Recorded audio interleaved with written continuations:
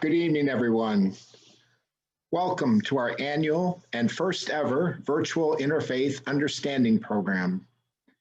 My name is Vic Doucette, and I'm the president of the New Trier Multi-Faith Alliance. We're so happy to have all of you with us this evening. The mission of our alliance is to foster interfaith understanding and sensitivity. We try to do this by providing a forum for interfaith dialogue, conducting educational programs, and providing services to the community at large. Our alliance is open to all faith communities and is currently comprised of 16 members, located primarily in the New Trier Township. This evening's panel discussion is the fifth in a series which began in 2015, exploring the question, what do the sacred texts teach? In the past, we have focused on issues such as the status of women, welcoming the stranger, and religious diversity. Tonight, as our opening song suggested, our focus will be on what our sacred texts teach about taking care of our planet Earth. Our program features representatives from 5 faith traditions: the Baha'i, Buddhism, Christianity, Islam, and Judaism. The panel will be moderated by Reverend Brian Sauter, the President and Executive Director of Faith in Place. Immediately following the panel, you will have the opportunity to join one of 3 simultaneous breakout presentations, each lasting about 10 minutes or so, on practical ways to be more responsible stewards of our planet's precious environment. Please note, a virtual program booklet for this event with the scripture references and speaker backgrounds can be viewed or downloaded on our website. Our event tonight is co-sponsored by the Baha'i community of Chicago's North Shore, the Muslim Community Center, Temple Jeremiah, and the Winnetka Congregational Church. We are particularly grateful for the Muslim Community Center's help with the scheduling of tonight's program in regard to Ramadan evening activities. Tonight, our Muslim friends are observing the holy month of Ramadan, and during this time, Muslims who are able to fast every day from dawn until sunset. At exactly sunset, Muslims break their fasts and pray their post-sunset prayer. This means that many of our Muslim friends will be leaving our webinar to prepare for this religious obligation. We realize that the timing of this webinar could be challenging, but our Muslim members felt that there were so many intersections between the topics covered in this webinar and the lessons learned during the sacred month, such as stewardship with God's creation, being mindful of our impact on the impact of our actions, sacrificing for others who have less than we do, and the importance of moving forward. Our Muslim friends are welcome to rejoin the webinar if they are able, but a recording of this event will also be available on our website, so you may view the complete program later. So at this time, it is my pleasure to introduce Reverend Jeff Brown, pastor of Winnetka Congregational Church, who will lead us in an opening prayer. Reverend Brown? Thank you, Vic, and good evening, everyone. It is a pleasure to be together this evening towards such a critical and common and prayerful purpose. Will you join me in the spirit of common prayer? Let us pray. O Holy One, we gather this evening under the impossibly broad banner of your Spirit, within the infinite well of your grace, and with a humble yet fervent intention to be better guardians of the ineffable gift of creation with which you have so boldly entrusted us. It is at your heavenly command that seas swell, plains wave, streams form, rivers run, and ridge lines ripple and rise. It is through the sweep of your all-suffusing spirit that rain falls, snow flies, winds feather and whip, clouds billow and bulge, day wakes, night captivates, and countless flora and fauna animate. A system that is as marvelously vast as it is diverse. And in the middle of it all, O God, we, your human children, stand. In the middle of it all, we stand as the actors, the agents, singularly most capable of reaping blessings or wreaking havoc. as the living variables who possess the godlike power to nurture or to necrotize. And so guide us, O Great One. Guide us to value vision over short-term thinking, humility over vainglory, and stewardship over selfishness. When making decisions that impact the world that so selflessly sustains us, guide us to speak not of what we have the right to do, but rather what we might most reverently do. Focus us far past the blind spot of our own mortality so that we might work to ensure creation's blessings for generations to come, not merely for our own. And remind us, as only you can, O God, remind us that we are not here as owners, but as sacred guests, whose survival and what's more, whose sense of inner peace hinges upon how we handle all that is around us. This we do pray in your holy and convening name. Amen. Amen.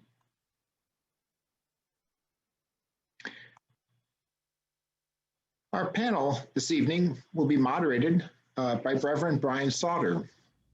Reverend Sauter serves as the president and the executive director of Faith in Place in Chicago. Faith in Place champions justice, equity, diversion, and inclusion. Brian received a Bachelor of Science from the University of Illinois in Natural Resources and Environmental Sciences, and Master of Arts in Religion from Urbana Theological Seminary, and an MBA from the University of Illinois. Reverend Sauter is ordained by the Mennonite Church USA and worships with Chicago Community Mennonite Church in East Garfield Park. Reverend Sauter also serves as an adjunct professor at both McCormick Theological Seminary and Garrett Evangelical Theological Seminary, teaching public ministry courses for future clergy and faith-based leaders on organizing for environmental justice. Friends, please welcome Reverend Sauter. Good evening, everybody. Happy Earth Day.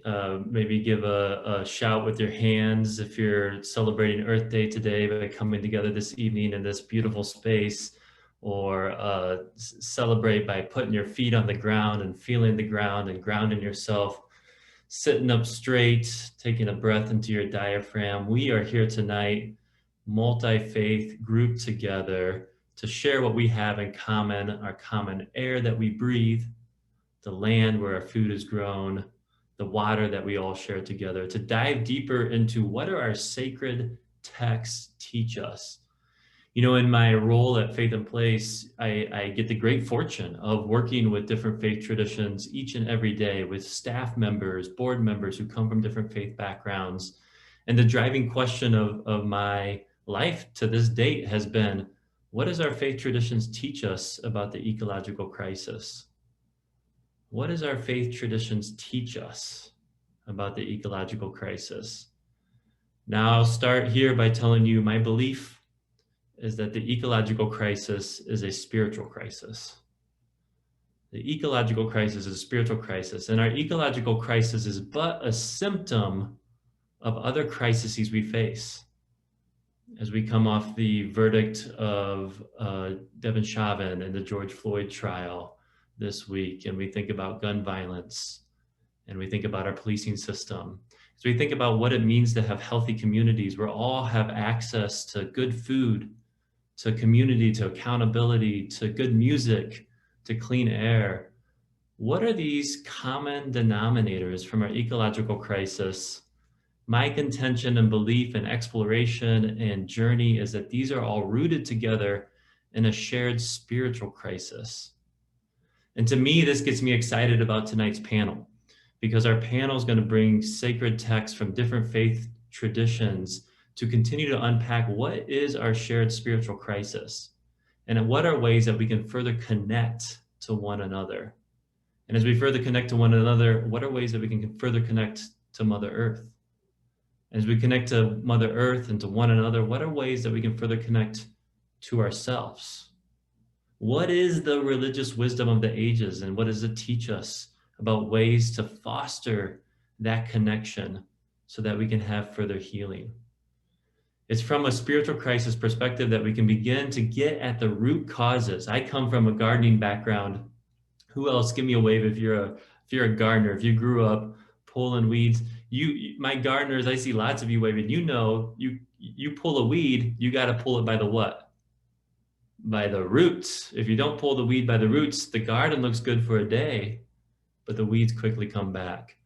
And it's my belief that if we begin to talk about the spiritual crisis and ways to be rooted in healing together from the wisdom of our sacred texts, we can get to the root causes of the reason why we degrade Mother Earth, the reason why we treat our own bodies poorly, the reason why we treat some communities better than other communities, the reason why we struggle in the crises that we face for healthcare, in the pandemic, with climate change, with racism.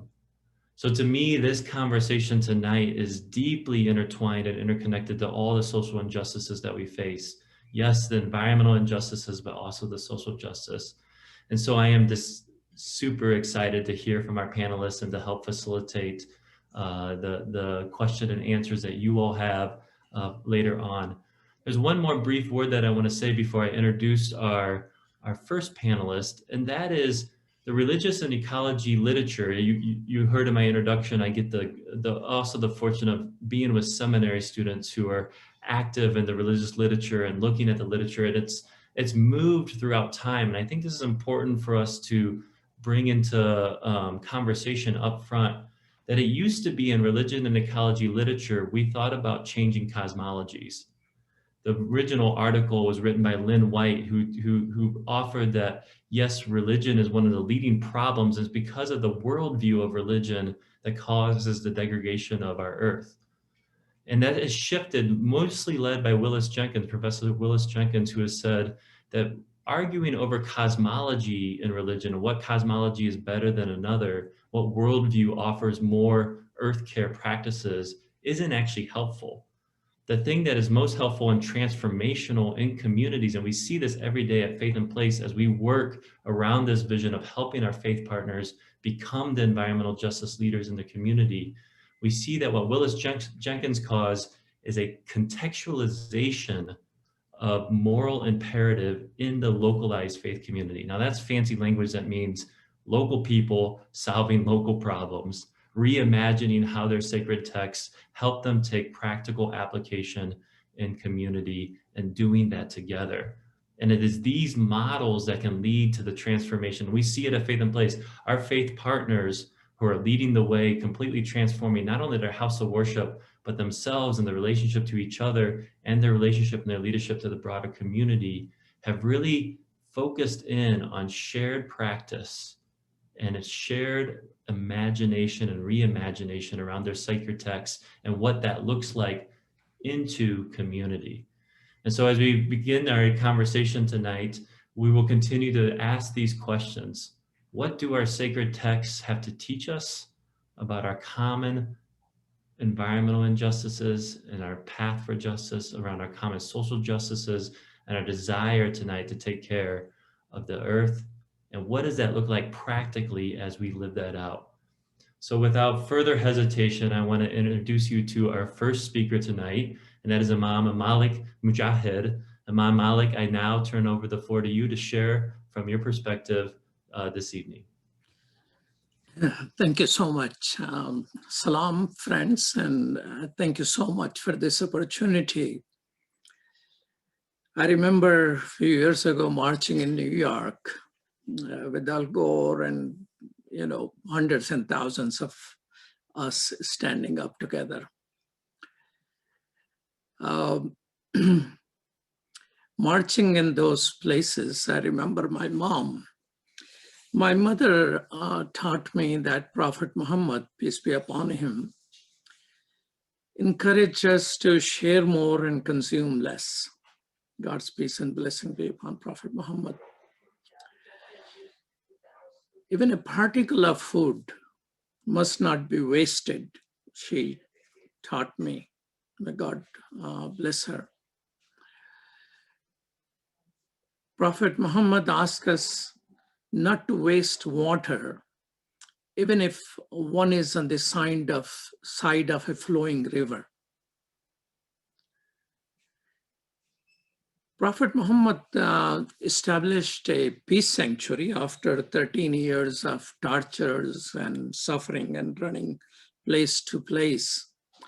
And in that peace sanctuary, he ordained that no tree can be cut, nor an animal be hunted unless it is strictly for food.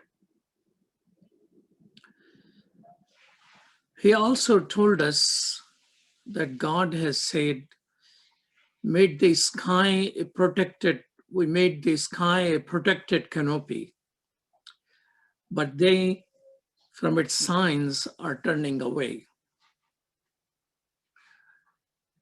God Almighty has told us in the Quran that He's the one who has placed you as His agents, stewards of the earth, and elevated some of you in rank over others, so He may test you.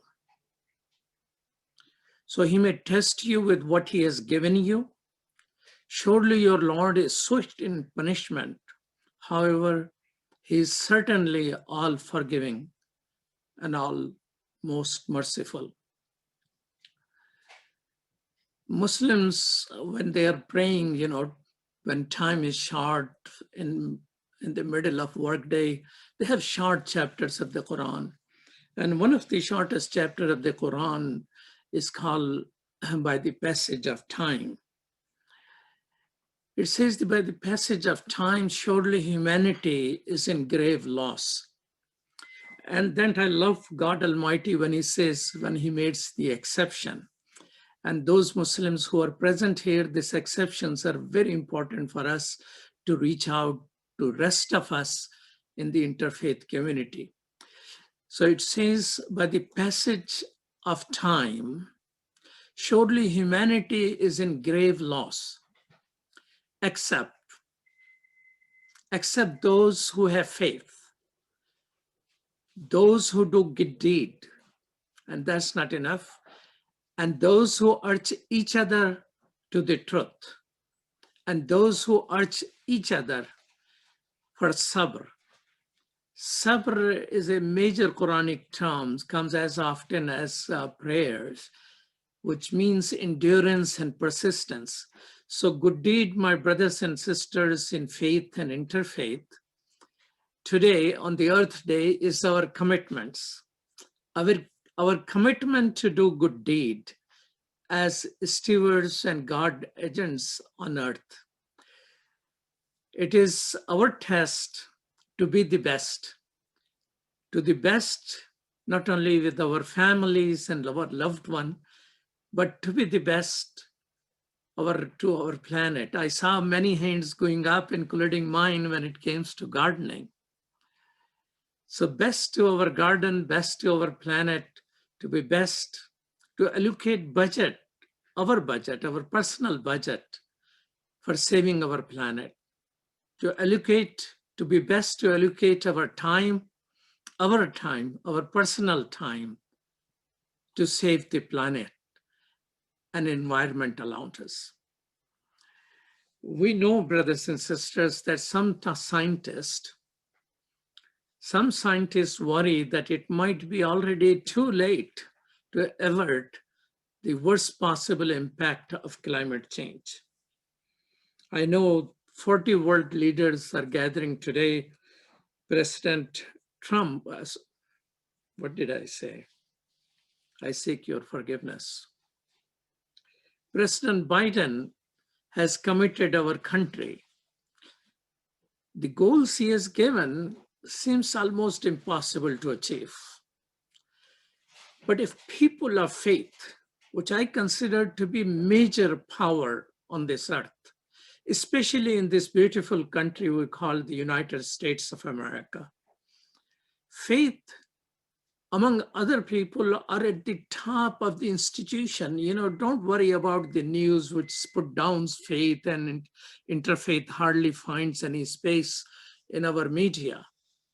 But when you ask America, year after year, people they trust are the people of faith. Faith institutions, although bad news about institution of faith is all around, that is contrary to how the survey opinion research says. So if we, the people of interfaith, do not quite believe on what scientists are saying and believe more on the power of the faith, scientists say that it may be already too late. But our hope, I invite you all to invite others to strive with hope and prayers, with sabr and salat, with patience, prayers and endurance, with persistence. We will be able to move our country to achieve the goal being committed at the faiths, at the national summits of the world for climate. Prophet Muhammad, peace be upon him, has told us, if the day of resurrection erupts, day of judgment is right there. You have seen all the signs of it. While you're planting a new tree, carry on and plant it. That this worldliness of Prophet Muhammad, peace be upon him, teaches us to give the gospel of hope to people. Scientists are worried, but people of faith must rise and plant that tree. So let's plant that tree, brothers and sisters. Prophet Muhammad was master coalition builder. Many times I know some of our preachers and those who are in missionaries and all that, there are books written about Islam and Prophet Muhammad, peace be upon him. And most of those books, unfortunately, are not kind to our community. And the one who loved more than our own life, Prophet Muhammad, peace be upon him, he was a master coalition builder. So those books say that he was just going around and conquering lands and killing people. Do you know, my brothers and sisters, with a lot of pain in my heart, I say that he didn't kill anyone. People who came attacking the peace sanctuary of Prophet Muhammad, that's where those verses of God comes in which God says, stand up and defend your peace sanctuary, and which are taken out of context by ISIS-type Muslims and a lot of Islamophobes today. So question is that how did he do that? Well, through coalition building. He declared Muslims, pagans, and Jews in his peace sanctuary to be one people working together. In that spirit, my brothers and sisters, to reclaim the heart of humanity, to reconnect the faith and interfaith who seem somewhat divided, to save the only planet which we have, full with hope. I, as an imam of the Muslim community in Chicago, I request interfaith community to rise like the women's march people rose, rise to raise a cleaner city and cleaner neighborhood, rise the way scientists in Chicago marched 4 years ago. We cannot afford to be divided. World need hope that we can save our planet. You have the institutions which are rated the highest in the public opinion poll. So my brothers and sisters, let's rise with hope that connected with each other, we will be able to do what in the summit political leaders are promising. They promise more, deliver less. Let's change that by promising to ourselves that we raise an interfaith movement in Chicago, that Chicago is ahead of other cities when it comes to clean air, clean water, and everything which we can do to save the planet. Peace. Salam.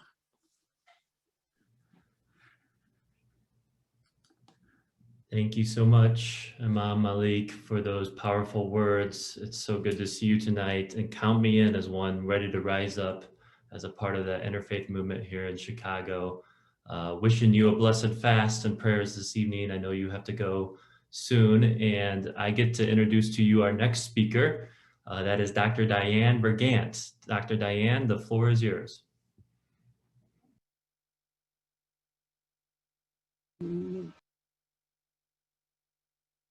I'm very happy to be with all of you this evening on this Earth Day. We have a day to remember the importance of Earth. A day or so ago, I think we celebrated Kindergarten Day. So that tells you we have our day, kindergarten has its day. It tells you in what category Earth Day is in the minds of many people. Maybe next year we'll have a week, and then in several years we'll have a month. And who knows, someday we may have a year or a whole lifetime committed to the goodness of Earth. Lynn White was mentioned earlier. One of the things, Lynn White said, we either need a new religion or a new look at the old religion, because he laid at the door of the Judeo-Christian tradition responsibility for much of the ecological disaster. And I want to say that there are several passages that underscore this. The interpretation of several passages underscore this. But one of them that is prominent is Genesis 1, which is the creation narrative, and the metaphor that is used, and I think often misunderstood, is image of God. Now it's a metaphor, and metaphors can be understood in many different ways, sometimes positively and sometimes negatively.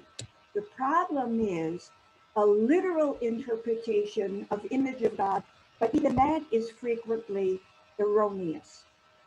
When Pope Francis wrote his document Laudato Si, he uses the word anthropocentric frequently, but he always uses it with a negative adjective.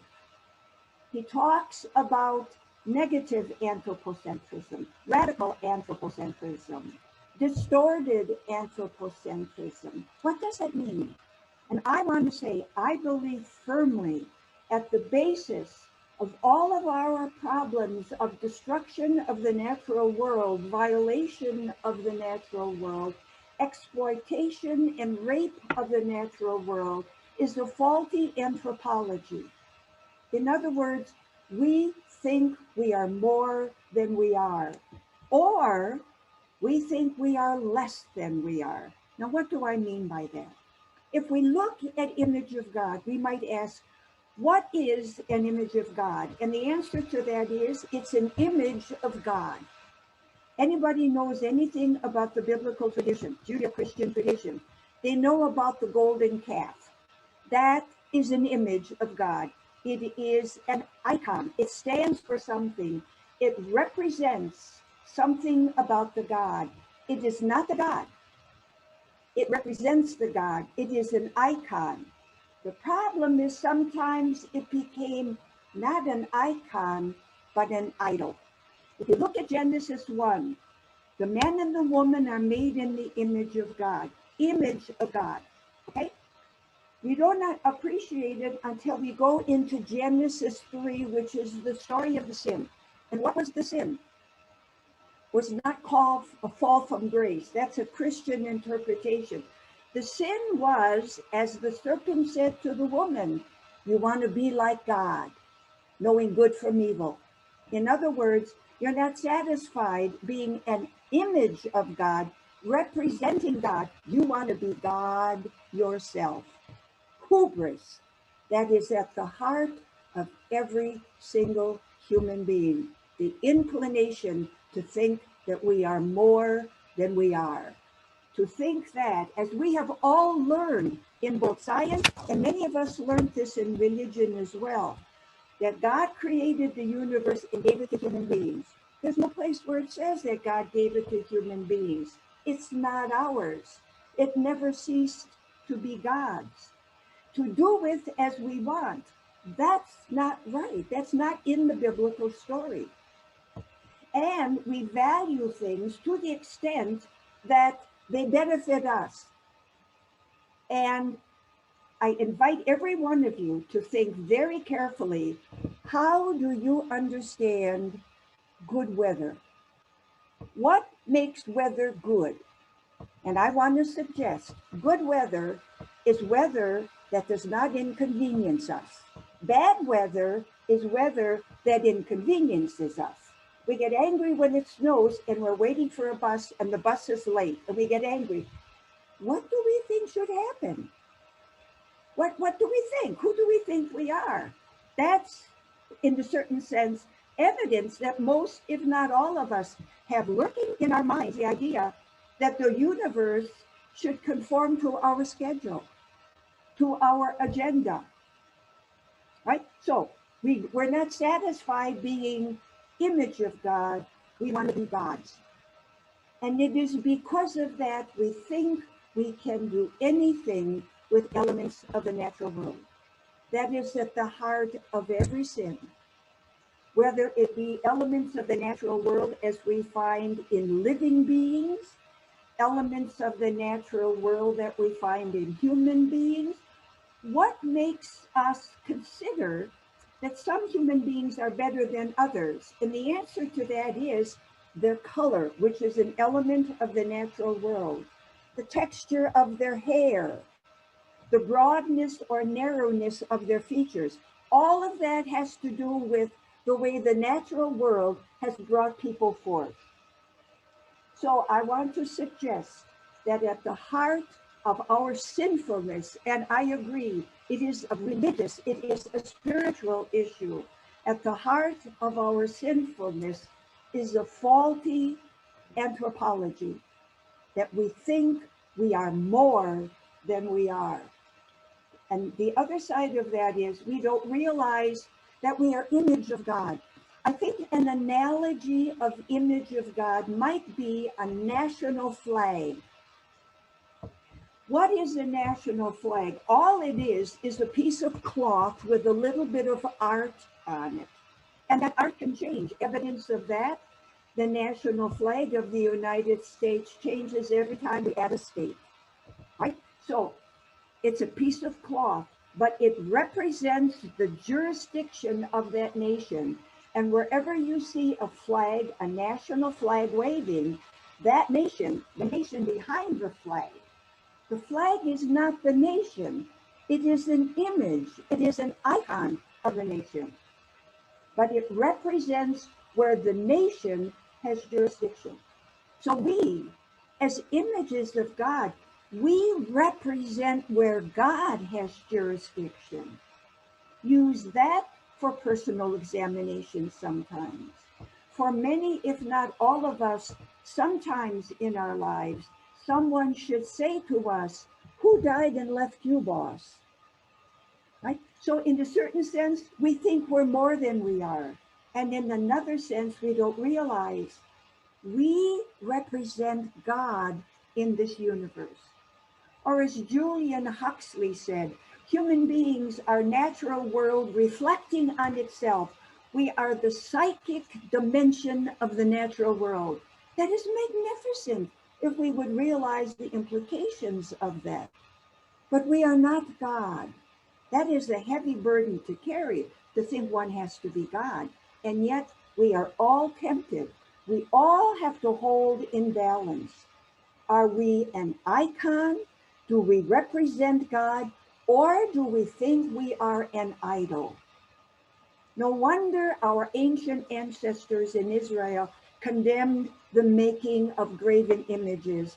It is so easy to fall into that we think we are the best. And we see that in our own lives. We see that in politics. We see that in nativism. We see that in racism. We see that in sexism, in ageism. We see it in all of us. Or I should say all of those distortions of what it means to be a human being, an image of God. It is our dignity, but also our great temptation. So I join with you celebrating Earth Day, hoping that someday it will be more than one day. Let kindergarten have its day. I don't begrudge them that. But I think Earth Day and recognizing who we are in Earth and who we are not as creatures of God is much more than the day, much more than a week or a month or even a year. It is a life project for all of us. Thank you very much. Thank you, Dr. Diane, for those powerful words. And at Faith in Place, we often remind each other every day is Earth Day, and we like to have events just like this one all throughout the year. Many great inspirations so far. Please remember that you can chat your questions as they come up. At the end of the time, we will have a time for those questions to be asked of our panelists and to hear their responses. So as things come up, as you're hearing things, be sure to send those chats in to make sure they have, and chat them to Vic or Greg. You see that in the chat right now. Well, I'm very delighted to introduce our next speaker. Asiayo Horibe is our next speaker. And Asiayo, the time for you to speak is now.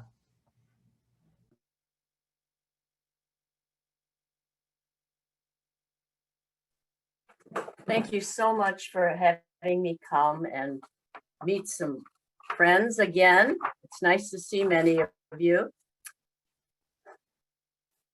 Wow, that's a tough act to follow. I'm telling you, I am just really impressed. It's nice to see Malik again. Thank you so much. In Buddhism, there are many teachings. Basically, I'd just like to share a few and compare them. First is the law of impermanence.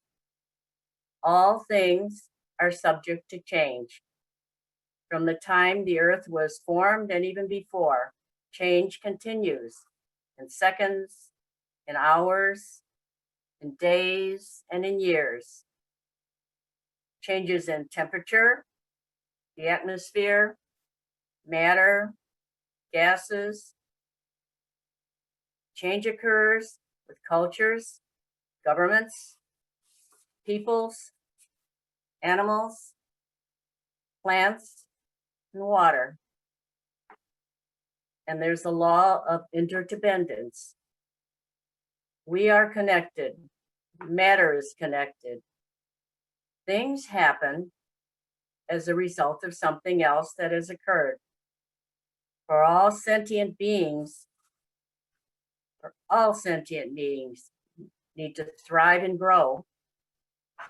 We need nourishment, care, love, oxygen, warmth, many, many things. The Buddhist teaching of the Four Noble Truths was his first teaching when he became enlightened. The Four Noble Truths are: life is suffering, we are born, we get sick, we get old, and we die. All these things cannot be avoided. This is life. There's a cause of suffering, and that cause is ignorance. And there's a way to overcome the suffering. The way to overcome suffering is to follow the Eightfold Path. The Eightfold Path is very similar to the Ten Commandments and the teachings of many great teachers in history. These are guidelines of practice on how to relieve suffering. There are 8, and I'd like to highlight 2 that may help to teach us about our caring for our earth. One is right conduct. That's to see that our deeds are peaceful, benevolent, compassionate, and pure. Right livelihood. To earn a living in a way that entails no evil consequences. To live responsibly. Buddhism is a practice that's a continuous process. We may not get it right the first time, but we must keep trying. Trees were being cut down in Thailand and other parts of Asia for big business profit, devastating the environment. Deforestation is taking place all over the world. Endangered species are being devastated by the assaults on their habitat. Environmental organizations and peoples influenced by Buddhism and other thoughtful individuals that the obvious harm to the living earth is taking place. It's the actions that we must do to save our home.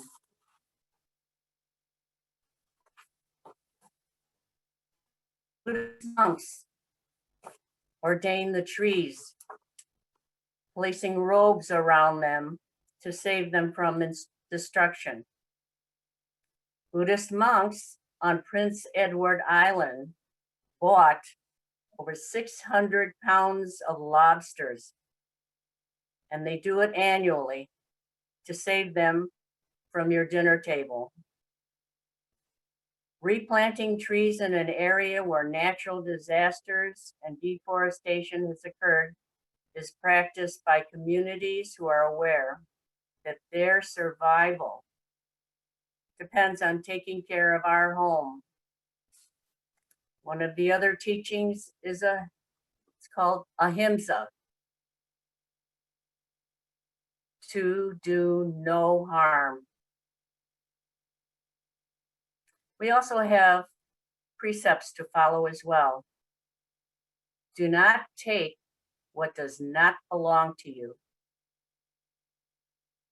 We have taken resources from the earth and not given back anything. This is destroying our earth and our clean environment. The Buddha taught us how to live in a way to avoid suffering. We are told that anyone can become our teacher. Everyone is a teacher. We learn from our heroes who show us how can we be and how can we do better. Picking the right heroes is our challenge. I've picked heroes like Greta Thunberg, Richard Attenborough, Rachel Carson. I don't know if any of you are old enough to remember her. And indigenous communities who have learned how to take care of their home, Mother Earth, and many who can show us how we must learn that the earth is our only home. Where are your heroes? In areas where water has become so scarce and polluted, in India, they have given personhood to the Ganges River and other waterways to show that they have a right to exist free from destruction by pollution, waste, and other ways that destroy us. We need water to exist, to live. We need oxygen. How can we go through our lives and continue to destroy our home? The Buddha taught us that suffering exists in the world. We have guidelines from every religious tradition and spirituality that teaches us that we need to take care of ourselves we need to be aware of what is causing all this destruction around us. If you have parents, they did many things to protect you. I have children and I have grandchildren. I want them to have a safe place to live and to thrive and to grow. It makes me very sad that so many things are being done and people who should know how to take care of the earth are not doing it. Please let us get together and share our knowledge and share our wisdom so that we can save our home for the future. Our traditions teach us we have to take care of one another and protect all who are weaker than myself. Our only happiness depends on our actions. Thank you very much. Thank you so much, SAAO. That is very powerful. And I know that I already have new heroes that I'm imagining, those monks ordaining the trees. That's an image that will stick with me for a while from your remarks this evening. Well, at this time, I'm going to introduce our next speaker, and that is Dr. Craig S. Lowell. Dr. Craig, now's the time for you to share with us in our community tonight.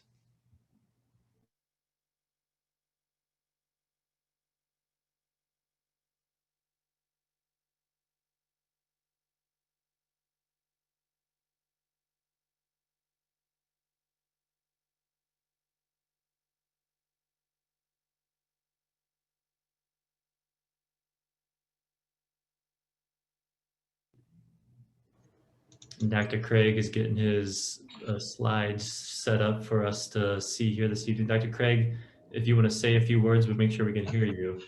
Sorry, technical difficulties. Yes, so thank you for inviting me. Happy to be here. I have a few slides, and I am supposed to be now in slide mode, and I'm not. There we go. Okay, so I want to share some of the Baha'i writings and a little background on the place of nature in the Baha'i system. Some of you know that the Baha'i faith is a fairly new faith. It began in 1844.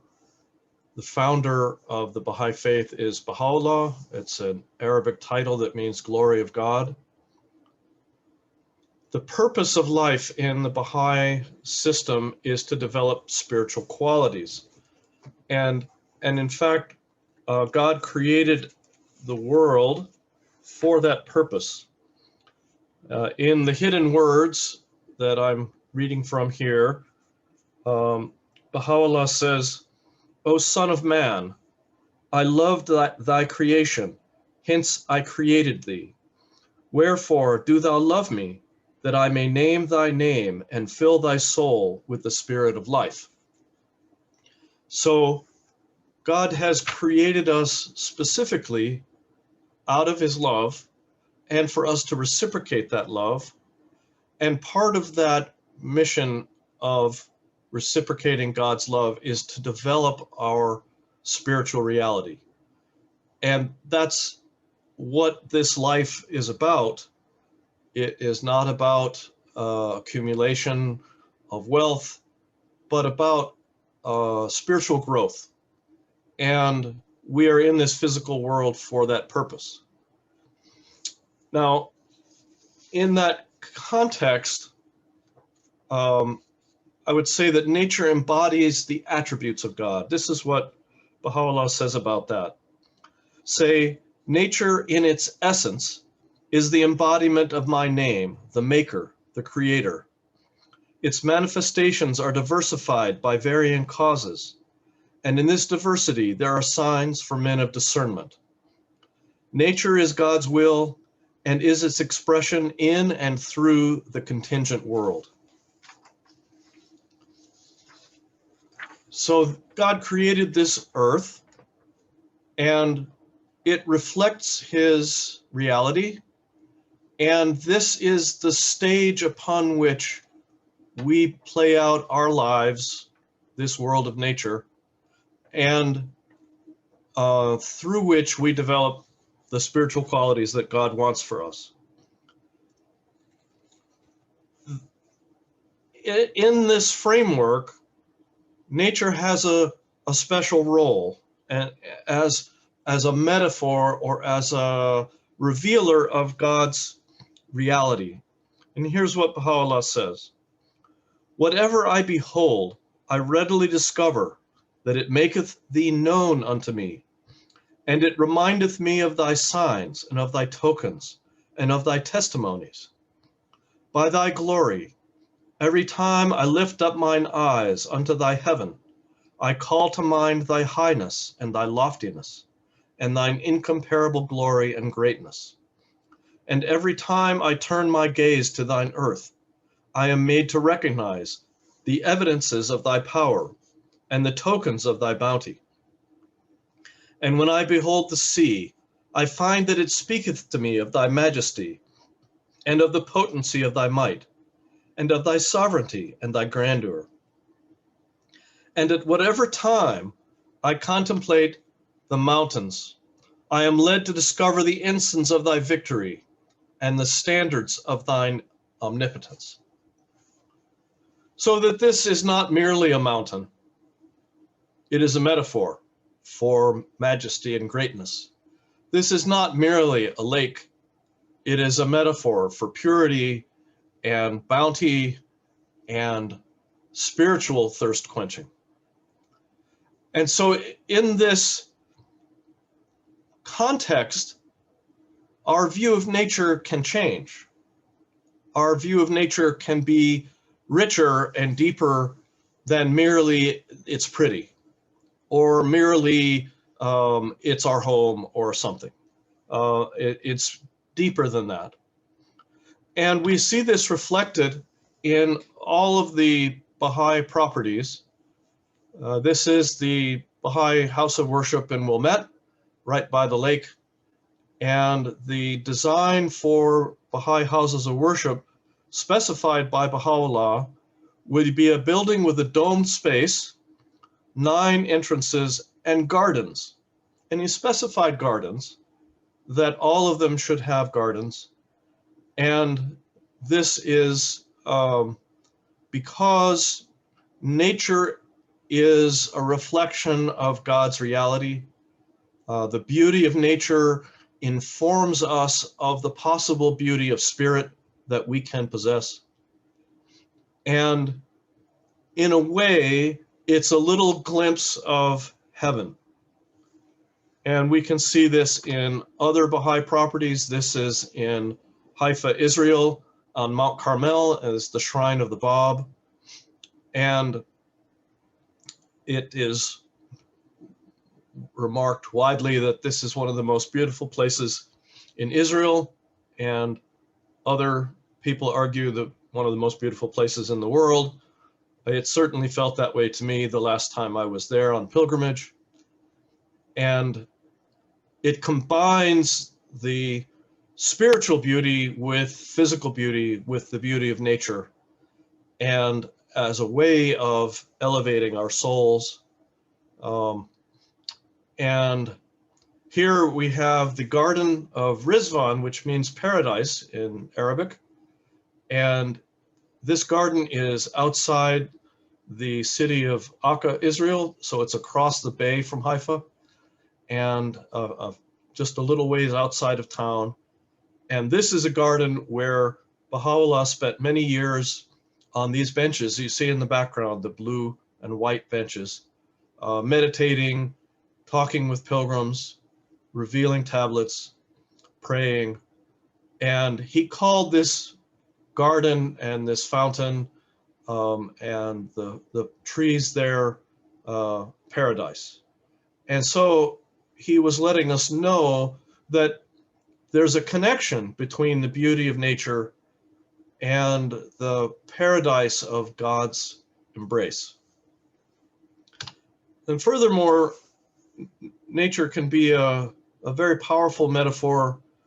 Here we have the Baha'i house of worship in New Delhi, outside New Delhi, and it's in the shape of a lotus flower. I heard a talk by the architect Farbur Sabha many years ago, and he traveled around India as he was preparing his design for the competition. And he was looking for something that was a symbol in all the religions of India: Buddhism, Hinduism, Jain, etc., etc. And he found that the lotus flower was such a symbol. The lotus flower comes out of the mud of a wetland, a pond, and when it opens up, in spite of coming out of the mud, it opens up and is pure, beautiful white. And so it's a metaphor for spiritual unfoldment, for spiritual development, for purity, for new life and beauty.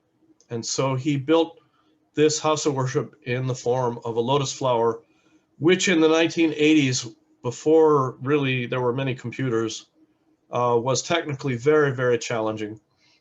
And he found, for example, that when the laborers came, they brought their families, and he had over 700 children that were on the site, and he had to start a school as part of the construction process to keep all of those children away from the shovels and saws and nails.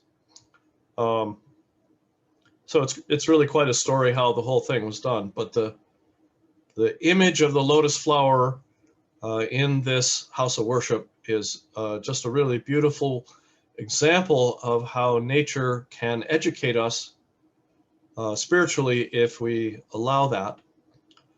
And so I'm not going to promote any particular line of action, rather suggest that how we view nature influences what we do about nature, how we live with it,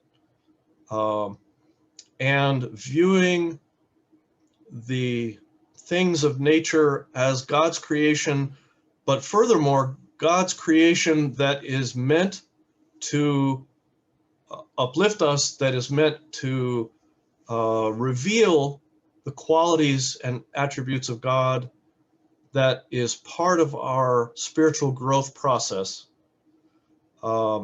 changes everything, I think, about how we do things. And so I'd like to conclude with that and stop screen sharing. Thank you for your time. Thank you so much, Dr. Craig, for sharing those beautiful images with us and for sharing those words and insights. At Faith and Place, one of the things we did over the pandemic is we took the opportunity to watch some films to further educate ourselves about different faith tradition. And we watched, Dr. Craig, I don't know if you know this film, but it's called The Gate, The Dawn of the Baha'i Faith. It's executive produced by local philanthropist Steve Sarowitz here in town, and highly recommended. I learned a lot about the Baha'i faith tradition and was blown away by the different insights and just appreciate it so much. But we aren't done yet with our amazing speaker panel tonight. We have one more speaker, and we're excited to welcome at this time Rabbi Isaac Sirota to come share with the audience at this point. Thank you very much. And I am indeed thankful to be here tonight, learning from this remarkable panel of teachers and leaders. It brings to mind a verse that I try to say every day from Psalm 118. This is the day that God has made. Let us rejoice and be glad in it. Being the last to speak also gives me the opportunity to say how much I hear in common in our quest to save our planet. We have specific texts in common sometimes, and we certainly have basic ideas in common as well. For Judaism, the commitment to caring for the earth goes back to at least chapter 2 of the book of Genesis, where it tells us that the garden was given to Adam to till and to tend. In Hebrew, the word for tend is shomra, which means to guard. So we are to be guardians of the earth, not its owners, as we heard earlier tonight, but to work the land and to care for it and to keep it safe. A modern Jewish environmental group actually takes its name from that phrase, Shomrei Adamah, guardians of the earth. In the word for earth or ground, Adamah, if you heard the word Adam, that's not a coincidence. Adam comes from Adamah. Adam comes from the ground, and that makes it clear to us that just as humans are made of earth, therefore we are connected to earth. We have to care for it in order to survive. So the Torah itself, our oldest book of law, includes many rules, mitzvot, as we call them in Hebrew, many commandments for Jews to take care of the earth. For example, we're told to give the land a sabbatical every 7 years, to leave it fallow so that it may regenerate and replenish its nutrients. And in Deuteronomy, we read that even in battle against ancient enemies, we are forbidden from damaging fruit-bearing trees, giving rise to a great principle of Judaism that's used to the present day, ba'al tashchit, you shall not waste anything, a principle that remains so important for us. Jewish tradition on the environment does not stop with the Bible. The Talmud, the great compendium of Jewish law and lore. And if you haven't seen a Talmud, try to remember back to what an Encyclopedia Britannica looks like. A Talmud takes up an entire shelf of my bookshelf, although I also carry the entire thing in my phone these days as well.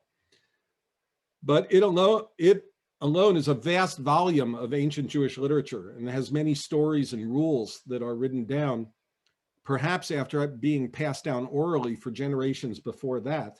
It gets written down in the 3rd to 5th centuries of the Common Era. And in it, we find many laws related to environmental practice.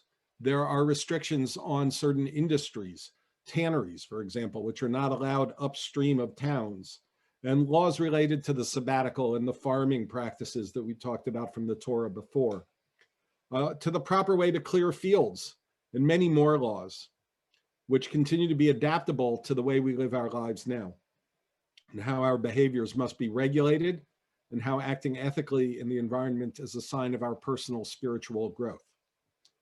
Parallel to the development of the Talmud, there's another body of Jewish literature, and those are the quotes that I brought for the evening, which you can see in the program if you like. It's a body of literature we call midrash, a word which literally means explanation. It is stories about the stories in the Bible. In the time of the classical, midrash is from maybe 100 BCE to the 6th century CE. The texts I provided come from this period. They sound as if they could have been written in the time of climate crisis, but they are at least 1,500 years old. The first of these texts provided in the program is, upon creating the first human beings, God guided them around the Garden of Eden saying, look at my creation, see how beautiful and perfect they are. I created everything for you. Make sure you don't ruin or devastate my world. If you do, there will be no one after you to fix it. There's no need to write these words if there wasn't already concern that human beings were laying waste to the planet. Human greed was already a problem, and we were already being taught to care for the planet. The problems, of course, have grown with time, but we have to recognize, as our ancestors did, that God is not our maid cleaning up our messes after us. It's up to us to be partners with God in restoring creation wherever and whenever we can. The second text I sent ahead is from a different collection of midrash, also roughly 1700 years ago, that is even more explicit in its warning. Based on a verse that came up earlier this evening, Genesis 1:28, and have dominion over the fish and of the sea, the birds of the sky, and all the living things that creep on earth. So the midrash says about that verse, Rabbi Hanina said, humanity will rule over them if they deserve to, If they do not deserve to, they will go under and be ruled by the evil they have created. We know that the planet will go on. The question is whether humanity will be part of the planet's future. So Jewish tradition from an ancient time up to this present day teaches that our future is in our hands, in what we do, how we change our behavior and truly care for this planet. You can find the stream of thought in every sect of Judaism, from liberal to Orthodox. You can find it in Jewish mysticism, which teaches us to be partners with God in acts of tikkun olam, a phrase that was first popularized by the mystics and then has become kind of the name for social action, social justice in the world, the repair of the world, tikkun olam, which is transformative, both physically and spiritually. So for that reason, to the present day, there are many national and international Jewish nonprofit organizations devoted to mitigating the climate crisis. There are organizations like Society for the Protection of Nature in Israel, Hazon, a word which means vision, which is dedicated to mitigating this crisis. Shomrei Adamah, I mentioned earlier, Keepers of the Earth, the Jewish Earth Alliance, Coalition on the Environment and Jewish Life. Those are just a few. I'm sure there are many more. And many synagogues, like the one where I serve, Makom Sela Lakeside in Highland Park, have established vibrant green groups as part of our Tikkun Olam work, as our repair of the world. Our group has a mission to teach our community how to make changes in our own lifestyle for the good of the planet, to spur activism and advocacy on a local, state, national, and international level for good climate policy. I'm so thrilled to see what's going on with our president today and a group of leaders from nations around the world. And of course, we're also trying to green our own congregation, changing the way our congregation lives in the world, doing energy audits, changing the way we get our energy, how we serve and order food, once that becomes possible again. Even now, dedicated volunteers are creating a native plant pollinator garden. Well, not right now, I mean, it's dark outside, but they've been volunteering and doing that. And we've been providing workshops on things like composting and creating no waste meals. We have a dedicated group of volunteers. A lot of them are on this call tonight. I'm proud to be associated with each and every one of them.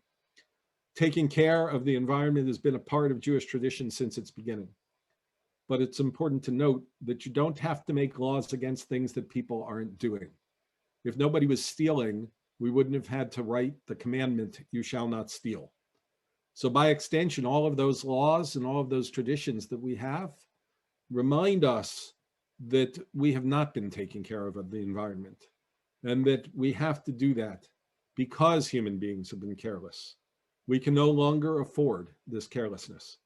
So above all, the Jewish teaching from ancient times comes to us like the voice of the prophets of old. Make these changes, choose life, that you and your children may live.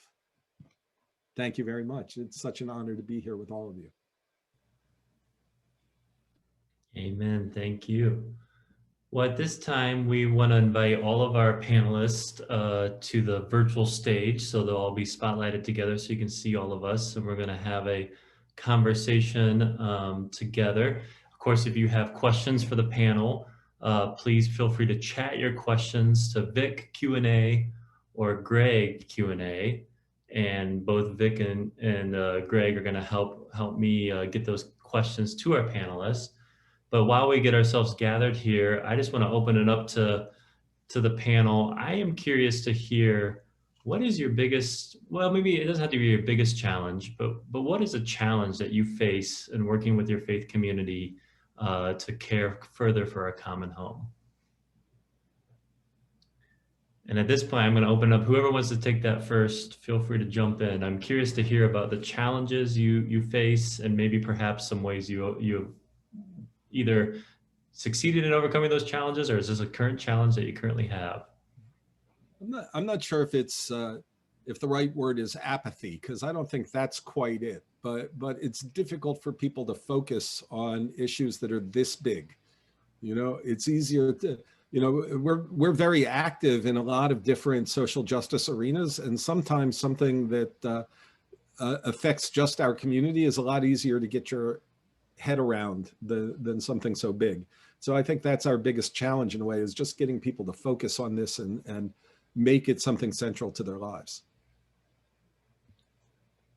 Other thoughts around challenges? Thanks so much. Go ahead, Dr. Diane. Okay. I think a lot has to do with the circles within which one lives and operates. And I feel very privileged that I belong to groups, and it's not just initial group. I mean, I'm a member of a religious community of women, and my community years ago had solar panels, and so my congregation was very committed to issues of environmentalism, with recycling and so on and so forth. So I feel very fortunate, because in a very real sense, my mentality has been shaped by the entire group. So, and continues to be. Then as a faculty member at CTU, I think that's a second very important group that I belong to, which in a very real sense, in both groups, we are religiously or theologically privileged. And so I learn from them, as in a certain sense, I hope they learn from me. So the issue that I find is not so much how do I get these groups sensitive, because they already are. The issue is how I help them to see that it's more than environmentalism. I am passionately committed, to a reinterpretation of theology from a new cosmology point of view, the emerging universe as new cosmologists. And that's an entirely, revolutionary way of looking at the world and our participation in a world that's not yet finished. So the issue is, in a certain sense, to help people and myself to help us to see that everything that I do that may be under the category of environmentalism, as minimal as it may appear, recycling plastic, it looks very minimal, but it's not. But to help to see that that really is very much part of the evolutionary movement of the whole universe. I don't know how, of course, I don't know how I'm going to get my thinking changed on that. I know intellectually I'm committed to it. I know experientially I'm not. I mean, so much of it just goes right by me. But I think, for me at least, that's a pressing issue. Thank you so much, Diane. That's really helpful to hear, and it speaks of the interdependence that SAAO you spoke to as well as a principle from your faith generation, how everything is connected to each other. I really appreciate that.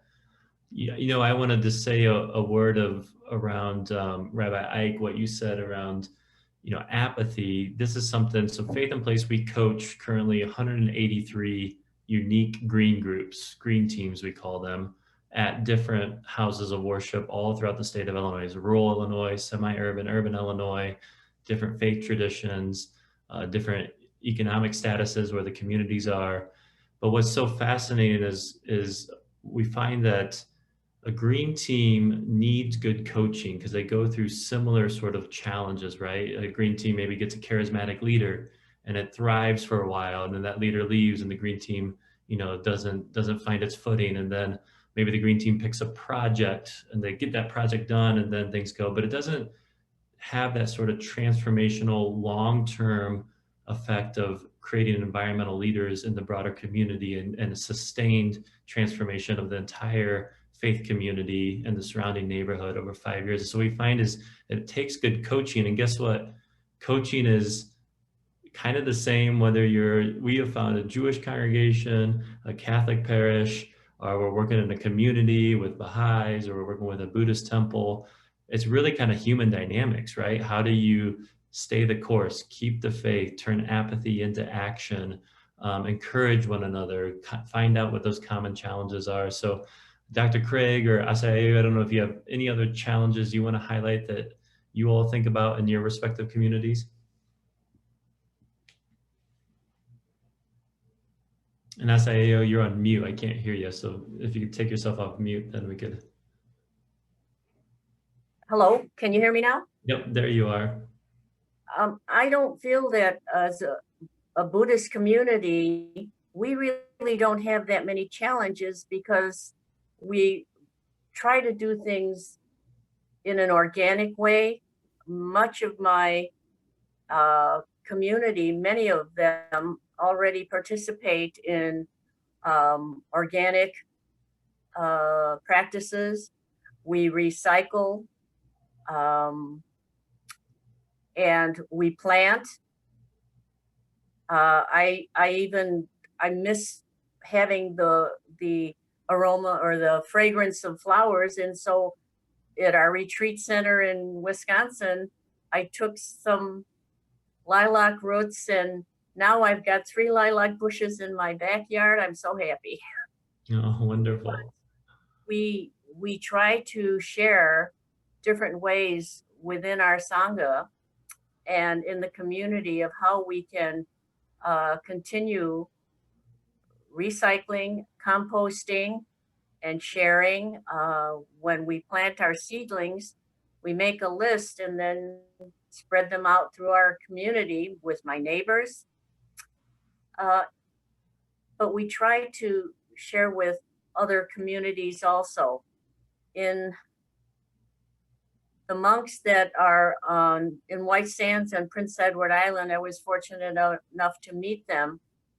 And they're the ones that freed the lobsters, but they also teach organic farming to the community. And they would supply local businesses with bread and rolls and fresh vegetables raised in an organic way. The Buddha was one with nature in the sense that he was born in a garden. He became enlightened under the Bodhi tree. And when he passed away between 2 sala trees, S-A-L-A. So we try to be very much with the earth. And it's interesting that when we need to take a break from everyday hubbub and routine, we go to a quiet place. And my quiet place is my back porch, looking west to my neighbor's pine tree. And it's such a peaceful feeling. And then if I'm lucky enough, I get to see the cardinals and other birds. And I have to share, I was so fortunate.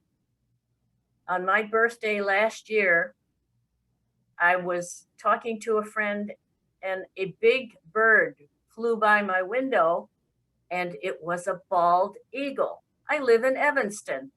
When's the last time you saw a bald eagle in Evanston? And I was just overjoyed. It was just wonderful. I feel joy just hearing that story. So thank you so much for sharing that. That's wonderful. And what a great, on Earth Day, what a great reminder for us to sit outside to find our tree, right? And to settle and to be grounded in that sort of way. Yes. One other question that's come in here that I'd like to open it up to anybody on the panel is this the youth in many ways are leading the environmental movement. And so what have you found ways to partner with the younger generation who might be more receptive to environmentalism or maybe already leading? Anybody have any good examples of how that is going well in your respective communities?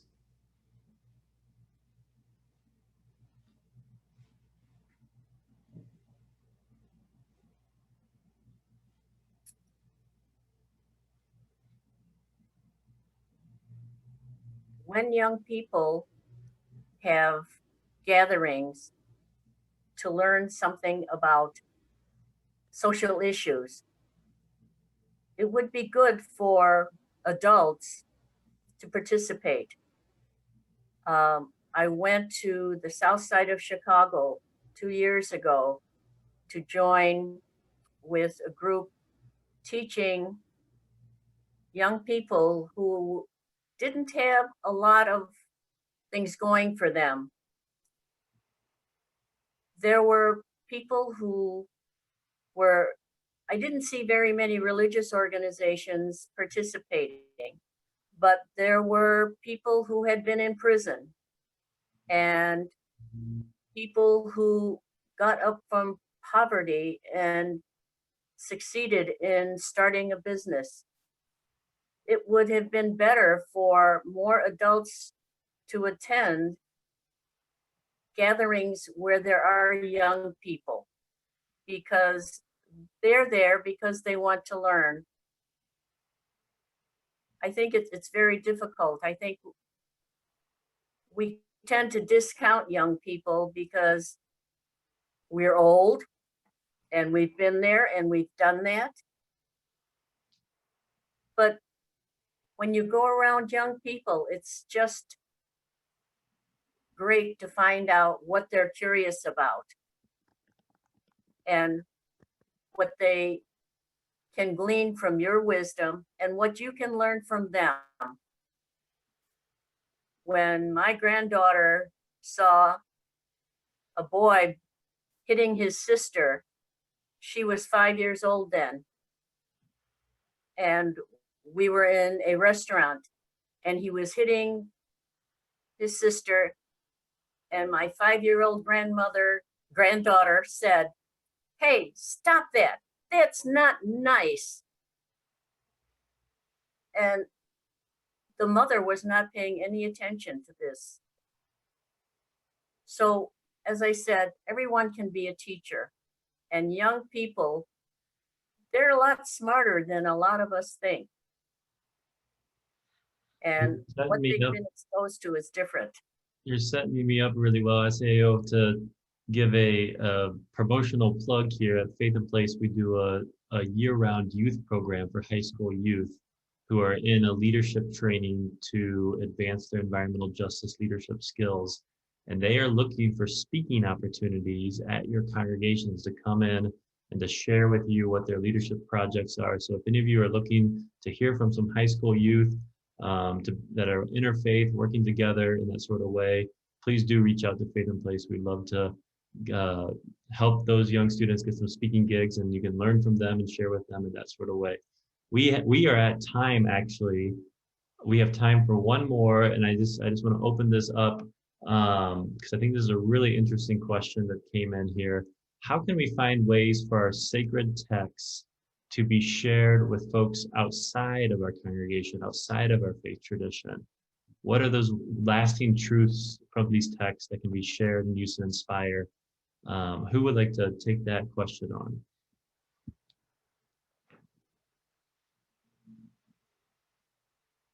I think the best way to do that is to live our texts. Amen. Hey, there we go. I love that. Well, maybe that might be the word of prophetic voice to end our panel on. I am disappointed that we're out of time, but do want to honor all of your time. I want to thank each of the panel members. For everybody in the audience, give some love to all of our panel members. Thank you all for submitting your questions. Apologies we couldn't get to all the questions with our time, but at this moment, I'm going to pass it back to Vic for final remarks. So Vic, the floor is yours.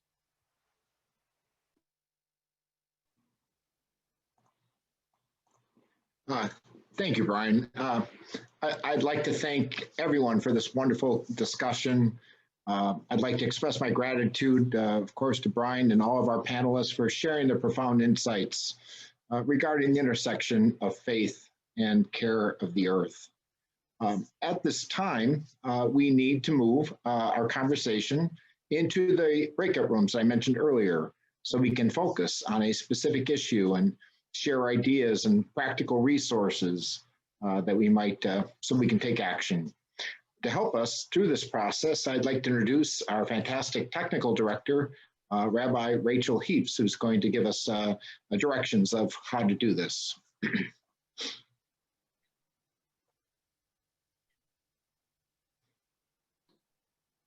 Hello, everyone. So as you could see in Greg's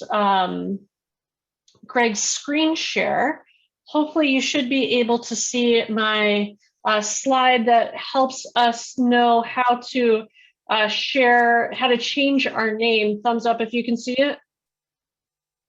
Great.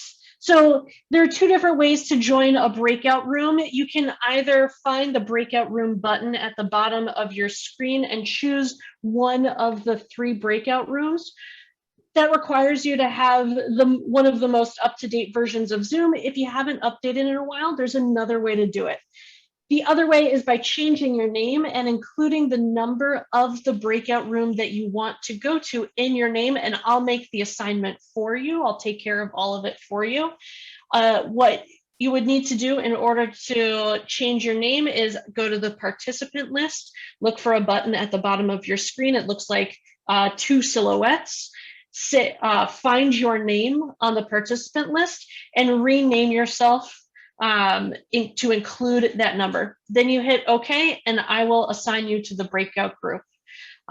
If you have any questions, if for any reason it's not working, you can either send me a direct chat, or you can stay in this main room for an extra minute, and I'll unmute you and you can just tell me directly.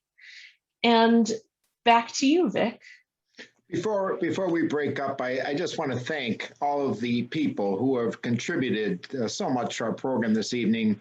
Without their efforts, it would not have been possible. In particular, we are very grateful for our moderator and our panelists and our breakout session presenters who are coming up.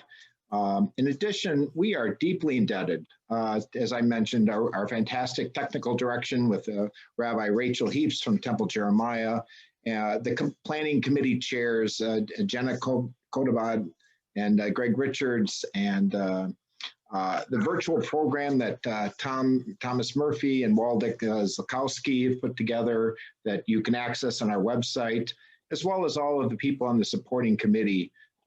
Just met just often and really were committed to putting together a quality program this evening. So thank you so much to all of them and everyone else who has had a hand in this evening. Just encourages us to continue and do this similar kind of programming in the future. So once again, on behalf of the New Trier Multi-Faith Alliance, thank you for joining us. Go in peace, and please join us in one of the breakout sessions.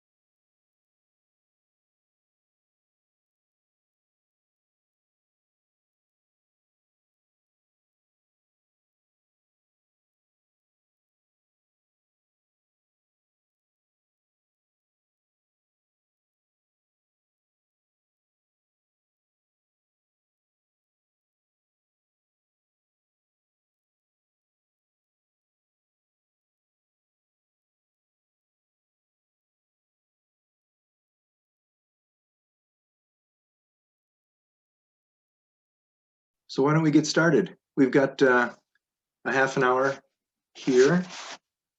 And again, to be respectful of everyone's time, I'd like to start the conversation. Anyone who joins us, we'll welcome them as we can. So, good evening, and thank you, everyone. It's my name is Greg Ferzatos. It's truly an honor to gather with all of you here tonight as people of faith who share respect for all other faiths, and we know what good can come from interfaith learning experiences like this and community efforts, which I feel like this is really becoming, especially on this Earth Day, to understand the climate crisis problems that we're all faced with, and that I believe we're all here to strive in any way we can to repair. Now, I'd like to give you it's about a dozen slides, which I can just walk you through and give you my ideas. By the way, this is about plastics and the problem of plastics to our planet, to our environment, to our health. And after talking about that, I'd like to hear from you, and we'll maybe dive into basically the need for new strategies is how this is subtitled. Let me share my screen with you.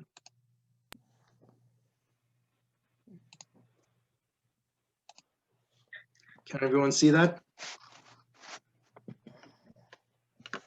Okay, great.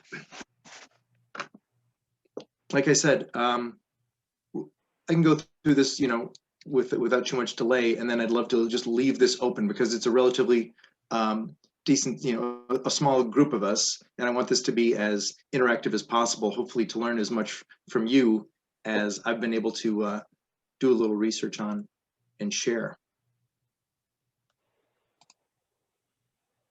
Let's see. You can see this screen. I'm sorry. So I thought a good place to start was simply just to ask ourselves, plastics are a problem. We read it in the papers, right? Well, the next question, I suppose, what is our responsibility? And two quotes from people I'm sure we're relatively familiar with. If you hadn't read or heard much about it, in the last couple of years, Pope Francis, in his papal encyclical, the Laudato Si, said amongst a lot of other, really wonderful statements for a pope of the church, the Catholic Church, to say on a lot of other social justice issues, but one point on the environment, saying, never have we hurt and mistreated our common home as we have in the last 200 years. Reducing greenhouse gases requires honesty, courage, and responsibility.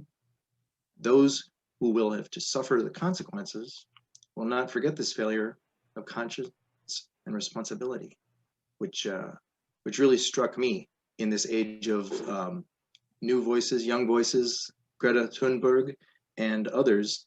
That really struck me, and I hope it did you too, as far as responsibility to the next generations of all human beings. Also, someone else I had the pleasure of meeting and seeing speak in person was the Dalai Lama, who at one point said, with different kinds of factories and chemicals, we have a strong negative impact on the balance of nature. Based on a practical ethic of caring for our home, grounded in our understanding of interdependence, what kind of measures can we take to correct these imbalances in nature? And for me, I guess the key word was interdependence. Again, a reminder that for many of us who believe, we can only do so much to help the environment or start fixing, repairing the problems that have been caused in the last centuries. Interdependence, you might not know what, how you might be hurting other people or the whole planet, but we're learning that we all are, in this together. So why are new strategies needed at all? From what I've seen, and I'd love to hear from you guys later, so far things haven't worked. A lot of strategies have come up, but here really quickly is, some of the more recent statistics, and they're pretty easily found, Googled and whatnot. At least 355 million metric tons of plastic were produced by human beings. That has never decreased. It's still increasing on an annual basis. So we use a lot of plastic, even though we might try not to or be good recyclers. More than 40% of this is single-use consumer items, stuff we just use once and throw away. What happens to it then? Well, we're not sure. If it goes in the trash or gets recycled, what exactly happens? Millions of tons of things that we should be reminded, all synthetic fabric for our clothing, end up in dumpsters, in landfills, or burned, which is going to pollute not just the land and the oceans, but the air as well. So again, I don't have to tell a group like this, us self-selecting climate activists, that just making and using plastics is a direct cause of the climate change and yes, global warming. Right now, we're on our way to increasing the global temperature, in 9 years by 1.5 degrees Celsius, which a lot of places, the EPA and activist organizations around the world have seen this as a tipping point. Another 1.5 degrees Celsius and the concomitant rises in CO2 in the atmosphere just might, be much, much harder ever to repair. Again, so this plastic that we use, it's polluting everything, our oceans, our land, our air, and it's affecting our personal health as human beings as well. And I can just run through some of this stuff. This is all recorded, by the way, and I want everybody to have this and keep it and read this whenever you like. So just the creation of plastics, drilling for oil and gas. That's where we get it, just to make plastic from fossil fuels. And it's a pretty awful process. Creating things like polyethylene, one of the most popular plastics, which again go into more things than I think we need. Food packaging, our water bottles, our clothing. Also another gas, greenhouse gas, propane, can be used to create something called propylene, and that in turn polypropylene, which is something that we see and use everywhere. Food packaging, to cars, who knew? Now the effects, also I think we're all pretty clear, just to set the tone, the basis here. The excavation, transportation, refinement of oil and gas, the process is polluting the air. Even what they, some producers might call, clean natural gas, it's not clean. It's emitting tons of CO2 in the atmosphere. And these processes, more often than not, I guess the headlines from Brazil most recently, how many millions of acres of forest are taken away just for this. So the double whammy of not just creating this plastic and polluting the planet, but also removing the trees that we need to help us fight the battle, as well as other insidious things like fracking, which I think we're all getting tired of hearing about.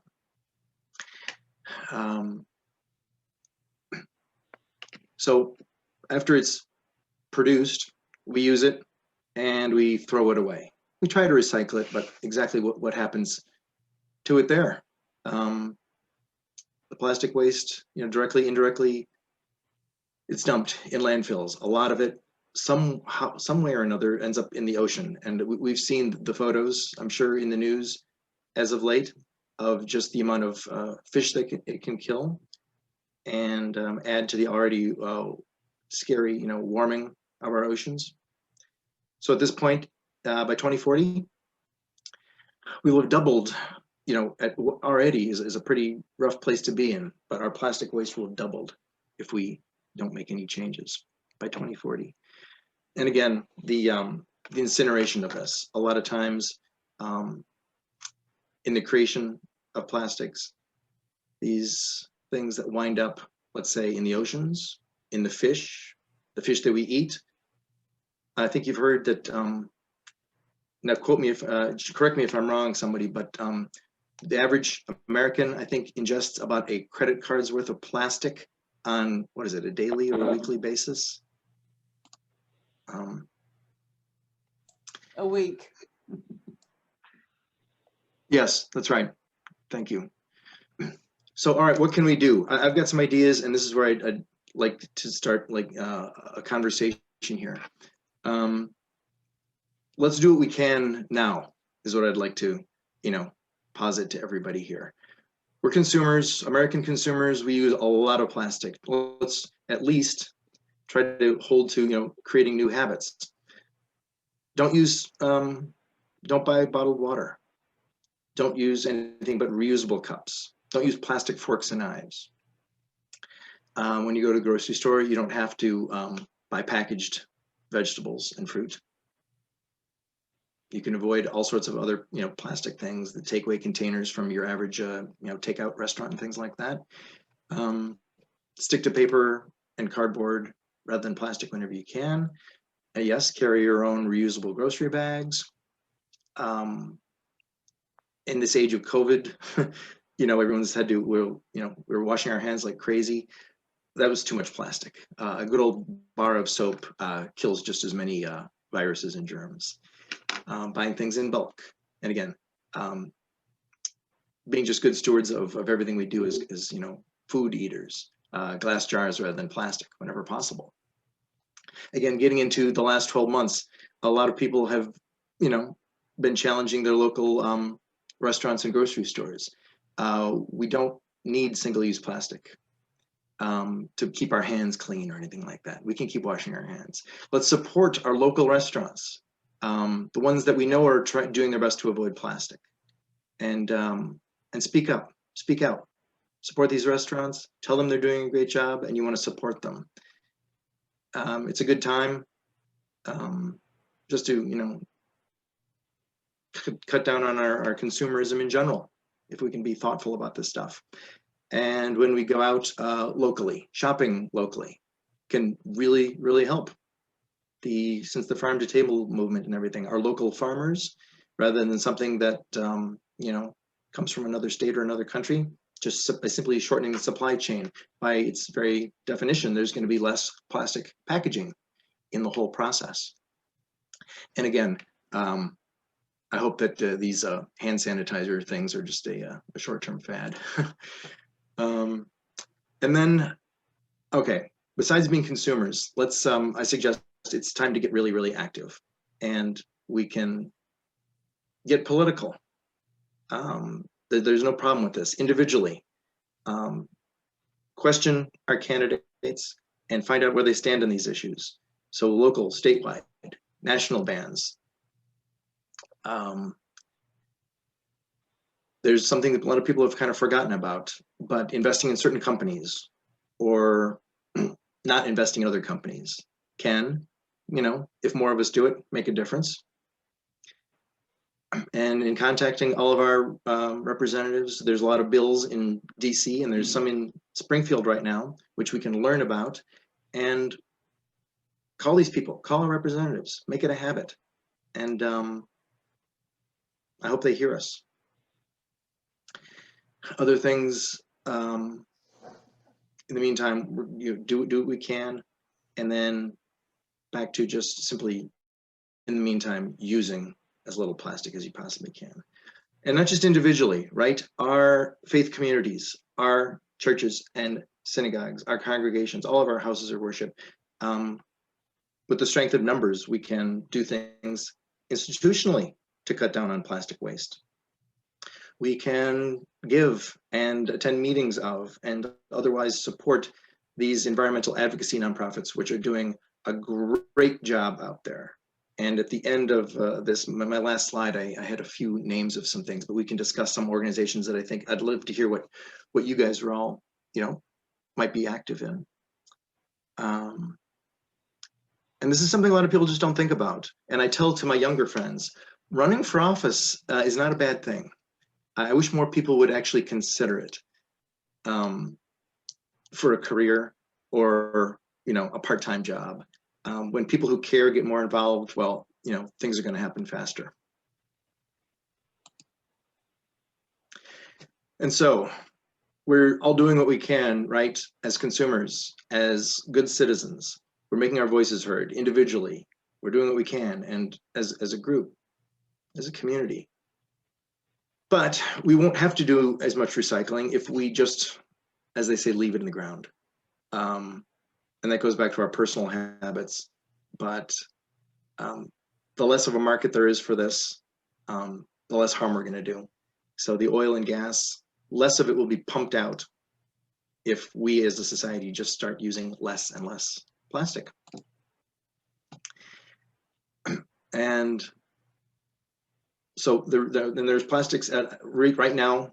I guess it's going to be hard to think of life without automobiles, which I suppose still need to be made somehow, you know, some things out of plastic. There's a lot of things that's just really, really hard to do. I guess I need an iPhone to do a lot in my life for, and there's a lot of plastic in that. So other than that, recycling and there's people who have told us that, you know, the recycling system doesn't really do as much as it was supposed to do. And a lot of other products, you'll hear from the advertising industry, something called greenwashing.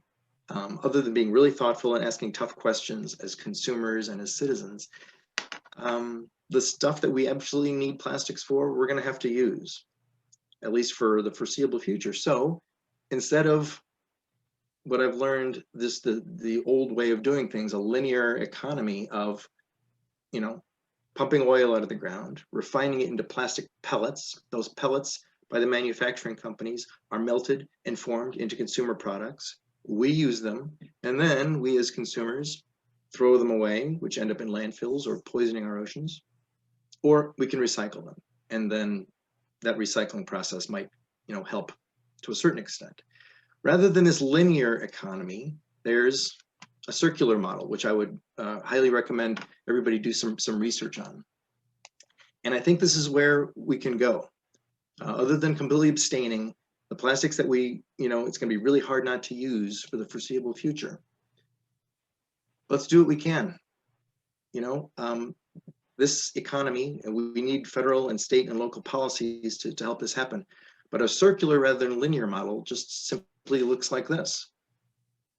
Stop pumping oil out of the ground, and only, you know, the plastic we need will be used only from recycled plastic. We'll buy it. We will only recycle our plastic. Make sure it's only recycled. And then all that recycled plastic, with a growing recycling, you know, economy, is then just redone. What they do is grind it up into pellets. It's sold down the logistics chain where, you know, other companies, producers, retail companies will melt it down and form it into new products. And there it is. It's circular. I should have given you a little graph, but it's a pretty simple thing, just to make sure all plastic is just, you know, previously used and will be used again ad infinitum. I hope I didn't run through this stuff too quickly, but I'd highly recommend any of these things. Some of these just articles, good books that I've come across, and organizations. We can rely on not just activist organizations like the Sierra Club, the Union of Concerned Scientists, 350.org, and then, you know, the great essays by 350.org people like Naomi Klein and its founder Bill McKibben are, I think, leading the way right now. And with that, let's see. I don't know if I can see everybody. Can you guys see me? We can see you. If you unshare your screen, maybe we'll all. Oh, if I can stop the screen share, yes, thank you. And we're still recording. And if you have a question, I didn't see any in the chat. So I think you should unmute yourself and feel free to ask. Yeah, please speak up or chat a question, and let's make this interactive. I'd love to hear everyone else's ideas. I just want to say that there is a conference on recycling plastics and papers. I don't know whether you know about that, in October in Chicago, October 20th, I think. Who is speaking? The conference. Who is speaking? This is Taraneh Firuzi. Oh, well, you're on the iPhone. All right, thank you. Yes. So I'm sorry, you said there's a conference coming up locally in this coming October?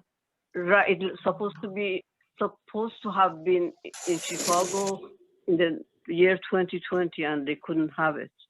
But now it still is in Chicago in October. I think October 21st or 22nd or 20th and 2 days in October. And who is doing that? I don't know the people who are interested in plastic recycling. I really don't know the names. Okay. Could I'm be sure the there'll be Plastic publicity Pollution for that. Coalition. But that, The I'm sorry, Plastic what? Pollution Coalition. Do you think that might have been it? Maybe I don't Plastic know. pollution. But the name of the conference is Conference on Recycling Plastics and Papers. Thank This is you. the name of Great. Maybe that wasn't it. Thank you. Yeah, Maybe I'd love just to- searching by that date, I bet Yes, would, right.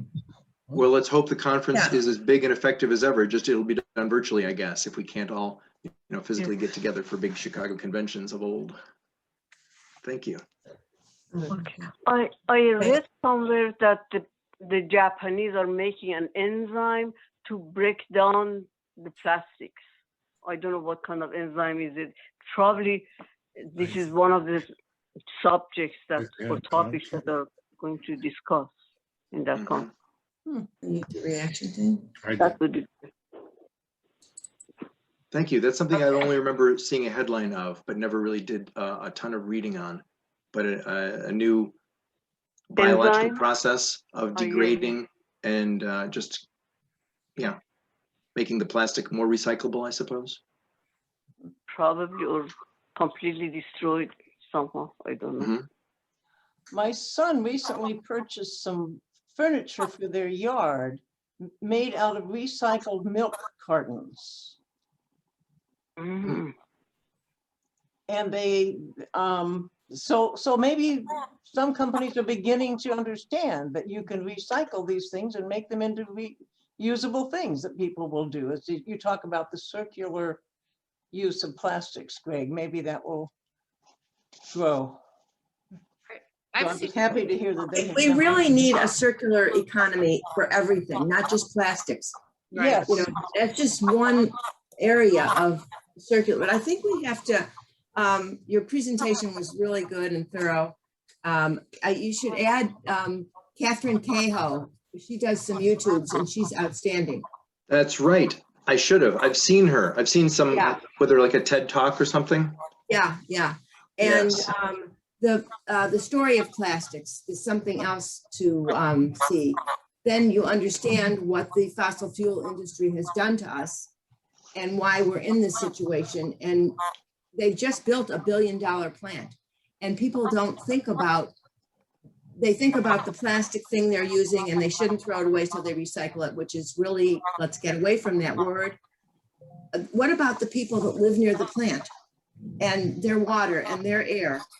And I think that as far as people of faith and the theme of this group, we should be looking for some low-hanging fruit of changing habits in our places of worship, not just saying we recycle, because really, as far as plastic goes, less than 9% of every plastic thing that has been made has gotten recycled.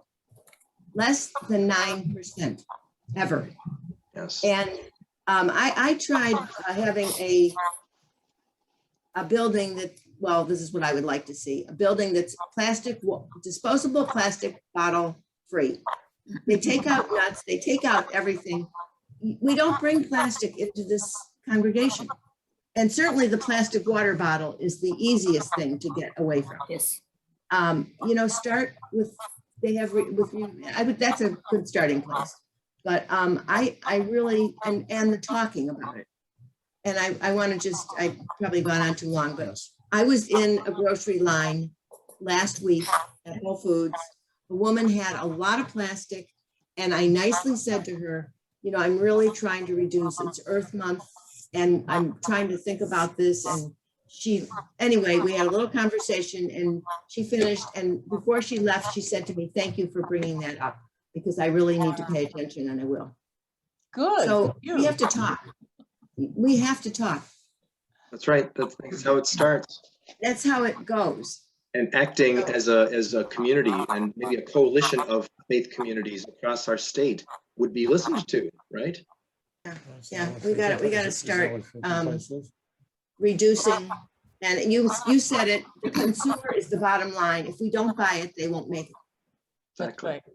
For one thing, my experience is I listened to someone very high up, engineer for Chicago water system, and he was producing a lot of information which indicated, anyway, in Chicago, after the water is purified, its constituents are better than water in most plastic bottles. So that's sort of Absolutely. education will be very important. That's a I'll very send you my card. I printed cards that 4x6 cards. I handed them out to people help me. I just always have them with me. And if I see someone with a water bottle, I might say, can I give you some information? And I have bullet points, that being one of them. Oh, we'd love to see it. And I saw, Carol, did you have your hand up? And we've got about 2 minutes left. Yeah, I think I'm just really concerned about you. It's almost impossible to buy anything these days without it having plastic, and then you have to take it home and so I think the challenge is, how do we put pressure on, say, Costco or the Jewel grocery store or anybody, even the packaging industry, to modify what they use for things you buy in the grocery store, or things you buy if you go to the hardware store. Everything's in plastic. So it seems to me that there needs to be some pressure put there. But I mean, how am I going to do that as an individual? They're not going to, I don't feel that I have enough power to make a difference with, say, Costco or Jewel or anybody else. Don't we all feel that way? What difference can one person make? Right. Well, we shouldn't stop. We do all these different things, but still, in spite of that, I have a ton of stuff that has to go out in recycling every single day. I know. Maybe it's time to get really political, and maybe some laws have to be changed. I don't know. Where does styrofoam fit in? Styrofoam is I have a little card in my purse. Well, I did when I could go out. That said, don't use plastic straws and no styrofoam. I would give it to restaurants and things like that. And I have a bamboo straw that I keep in my purse and will use if I ever have to do that. There's a place called, what it's called, Greg, Free the Ocean, that sells things that are recyclable. They're not plastic. You might want to get made out of bamboo or wood or something of that kind that can be turned into nature. Straws, cups, something to take a Starbucks. Yeah, free the ocean. Free the oceans. Good point. I get something from them every single day to answer a quiz, and every time you answer the quiz, they say that they pay to take one plastic thing out of the ocean. Well, that's hardly anything at all. But we only have so that would be a great idea to send out to the congregations, sources of reusable things. There's this Grove company, there's something called Thrive, there's a circular thing, and that's a good piece of information. Greg, let's send out to the member congregations of New Trier Multi-Faith Alliance. Yes. That information. We'll work it together. Thank you. Yes. Andy and Rich, what congregation are you with? Well, I just said that we're with Rabbi Sirota's congregation, Macomb Hall. We're in Highland Park, so we're not even listed as a member. You're not a member, but we know how to reach you. Yeah, well, not too far. That's great. We have to leave the breakout room, I'm afraid now. It looks Thank like you, it. everybody. Have a good Yes, evening. thank you. 10 seconds. Thank you so much. Thank you, everybody. I hope this is the beginning of a conversation. Yeah. All right, all. Thank you. Thank you. Bye. Bye. Thank Thanks, you. Jay.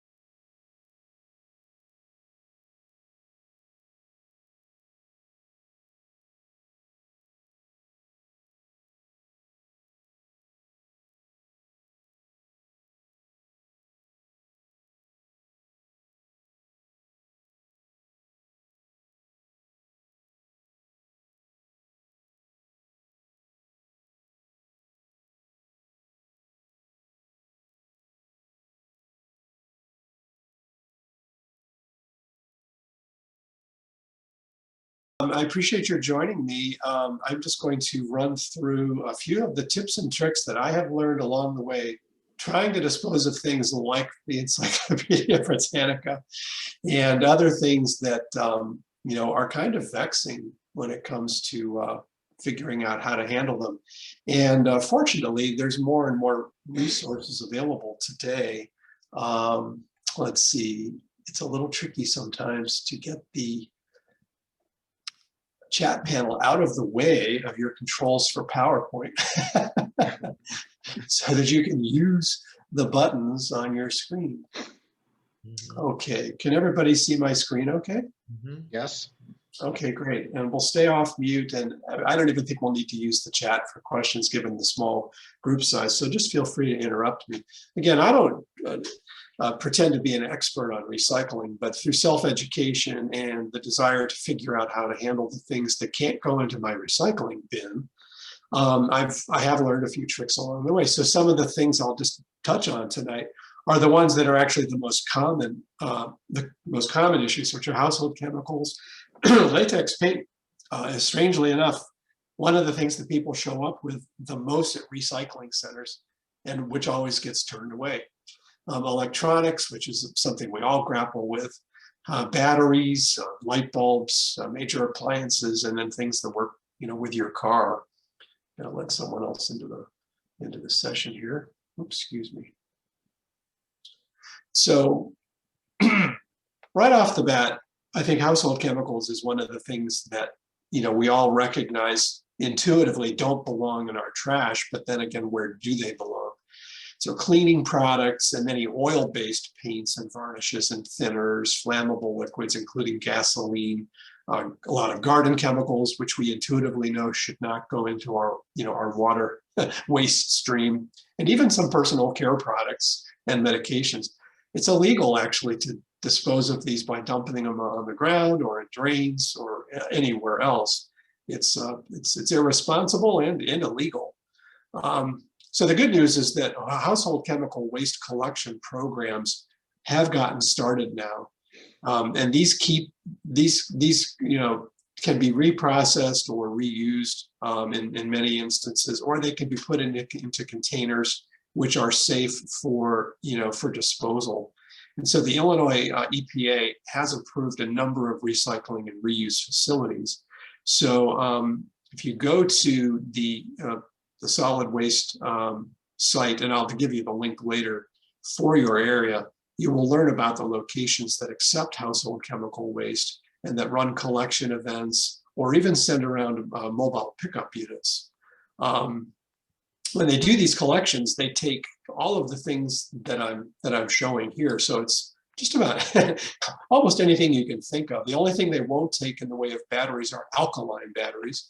And the only thing they won't take in the way of paint is latex paint, as I mentioned before. It's worth pointing out that motor oil is readily accepted at most parts retailers. So I do still change the oil on my car, and I collect lots and lots of used oil, and then I take it over to, in my case, Advance Auto, but just about any auto parts place will take that back.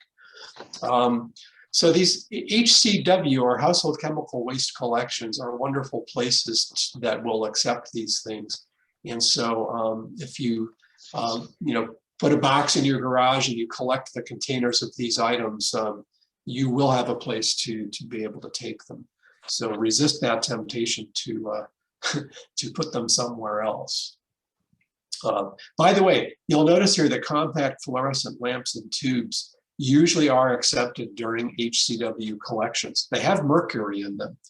And the problem with mercury, of course, is it's highly toxic, and even small doses.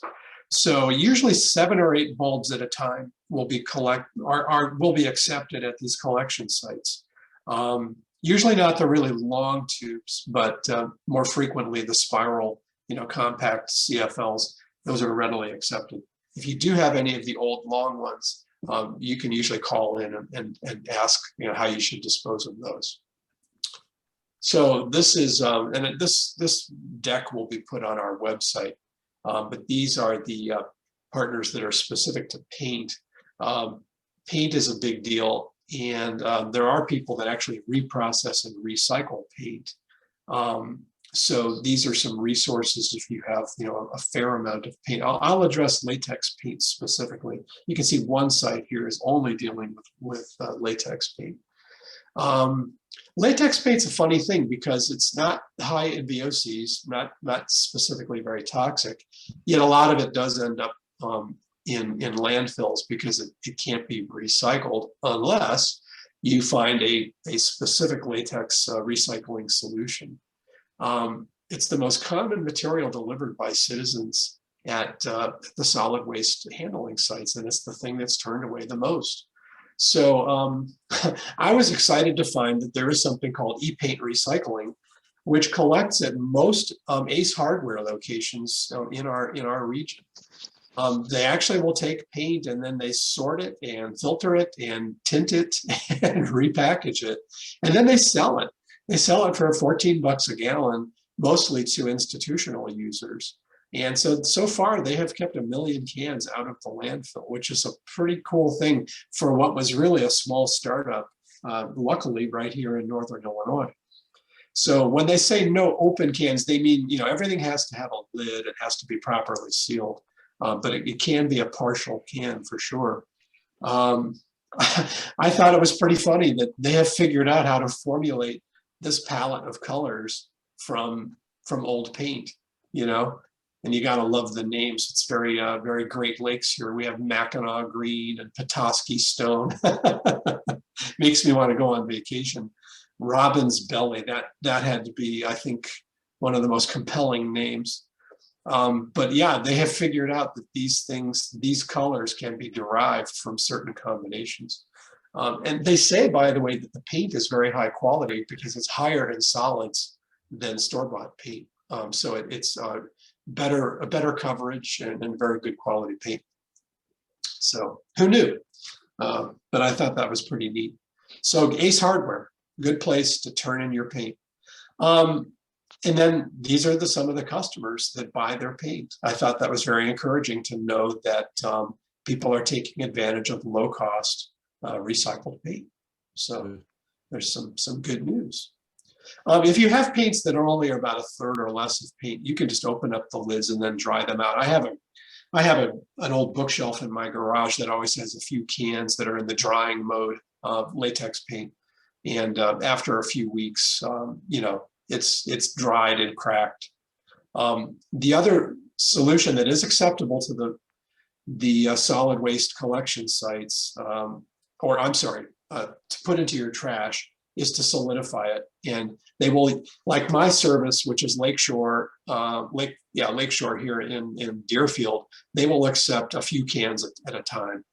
And they say to, you know, open it up, put in some either kitty litter or oil dry, or even sand or shredded newspaper, and get it to where it's really thick. And then if you leave that out for a little while, it will solidify, and then they will accept it, put the lid back on, and put it in the trash. So any questions about paint? Again, the oil-based and thinner type products, those can go to the household chemical waste collections. Electronics is, for me, one of the problems. I always have a partly disassembled ACR or something in my basement. I have the things that my grown sons left behind. And again, you know intuitively that you shouldn't be putting a lot of that stuff in the landfill. And in fact, Illinois, right on top of this, they actually established a ban on certain electronic devices like televisions and monitors and computers. You're not even allowed to put them in the trash. And then on top of that, Governor Rauner a few years ago signed into law the Electronics Recycling Act, which forces now, don't like to use the word force, but has enabled each county to establish a recycling point for electronics, and there's a convenience standard that must be met. In other words, it can't be, you know, once every 6 months on a rainy Tuesday. They have to make it available frequently. So all of the things you see here, which is just about everything you can imagine that's electronic, is okay for these electronics collections. And just as a point of interest, the ones that are in boldface are the ones that are specifically illegal to put into your regular trash. So about the only thing that that you can put in your regular trash are like small household appliances, like a toaster or an old blender or something like that. But everything else that you see here can go right on to the electronics collections. And the things that are not okay are refrigeration devices. They have to be sent out with white goods collections because of the refrigerants. Batteries, which we're going to talk about. Broken glass, which I think is kind of obvious. They don't want discs. Again, a dehumidifier is essentially a refrigeration product. Electrical fixtures, they mean things like lighting fixtures, which aren't really that electronic. There's the light bulbs again. Bring those to your HCW collections, not to electronics. And then again, there are separate programs for most of these other things, for white goods, for chemical waste, for large appliances, for paint. Then there's these weird things like, we'll talk about them a little bit later, but like fire extinguishers aren't recyclable. Neither are smoke and fire detectors. So there's special things to do with those oddball items. But overall, everything on this page that is not acceptable in electronics does have a recycling resource. The only ones are the ones with asterisks that are identified as not having, there's no special collection program for broken glass. There's no special collection program for light fixtures and nothing for your toaster or wooden speaker cabinets. Sorry, Van. But yeah, it's amazing that most of these categories are covered in some way by a recycling resource.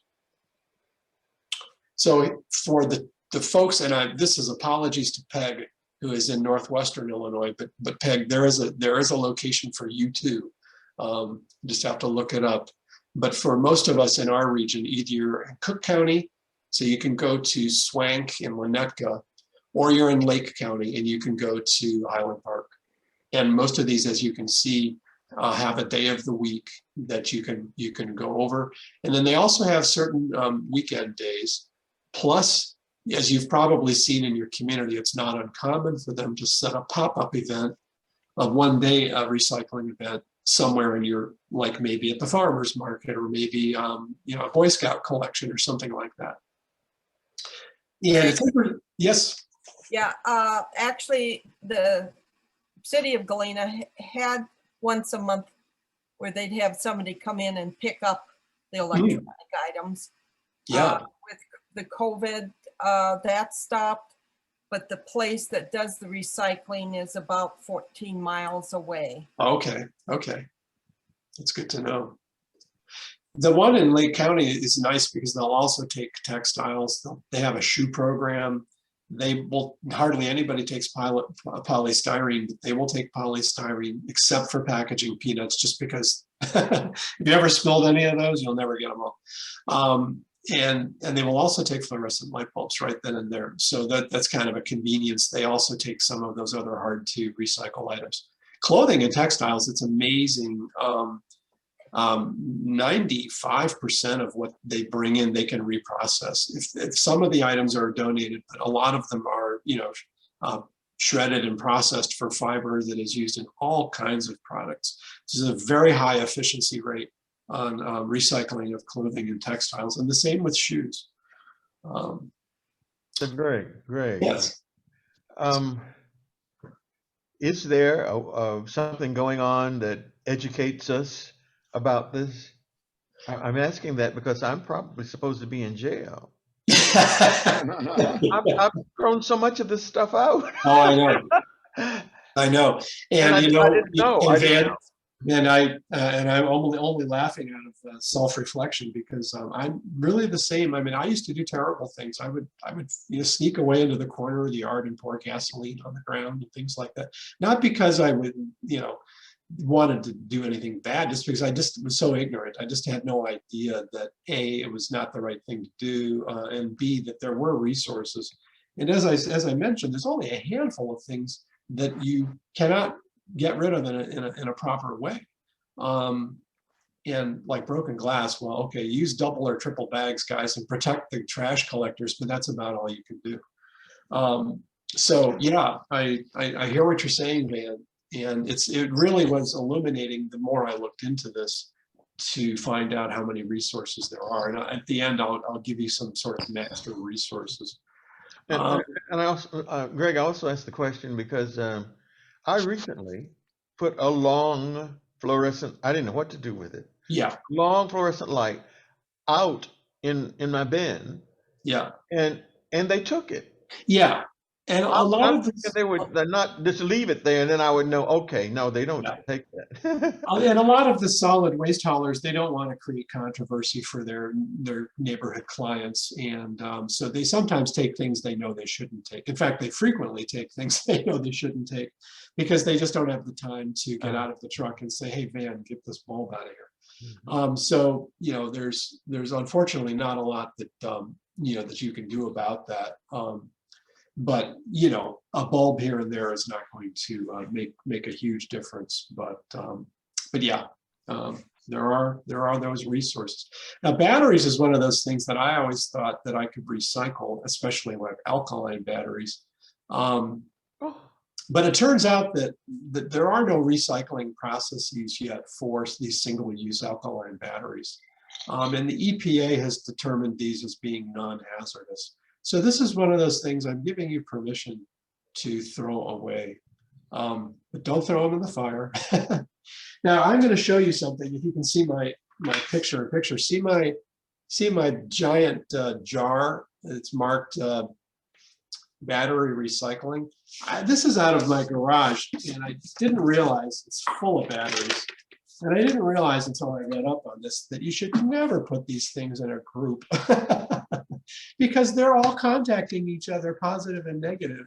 And if there's enough juice in some of these batteries, these could start arcing and sparking and causing maybe even a fire. So after we leave the session tonight, I'm going to separate these. I'm going to put them in small bags, and then I'm going to throw them in the trash. Some people who are really paranoid will put tape over the contact points.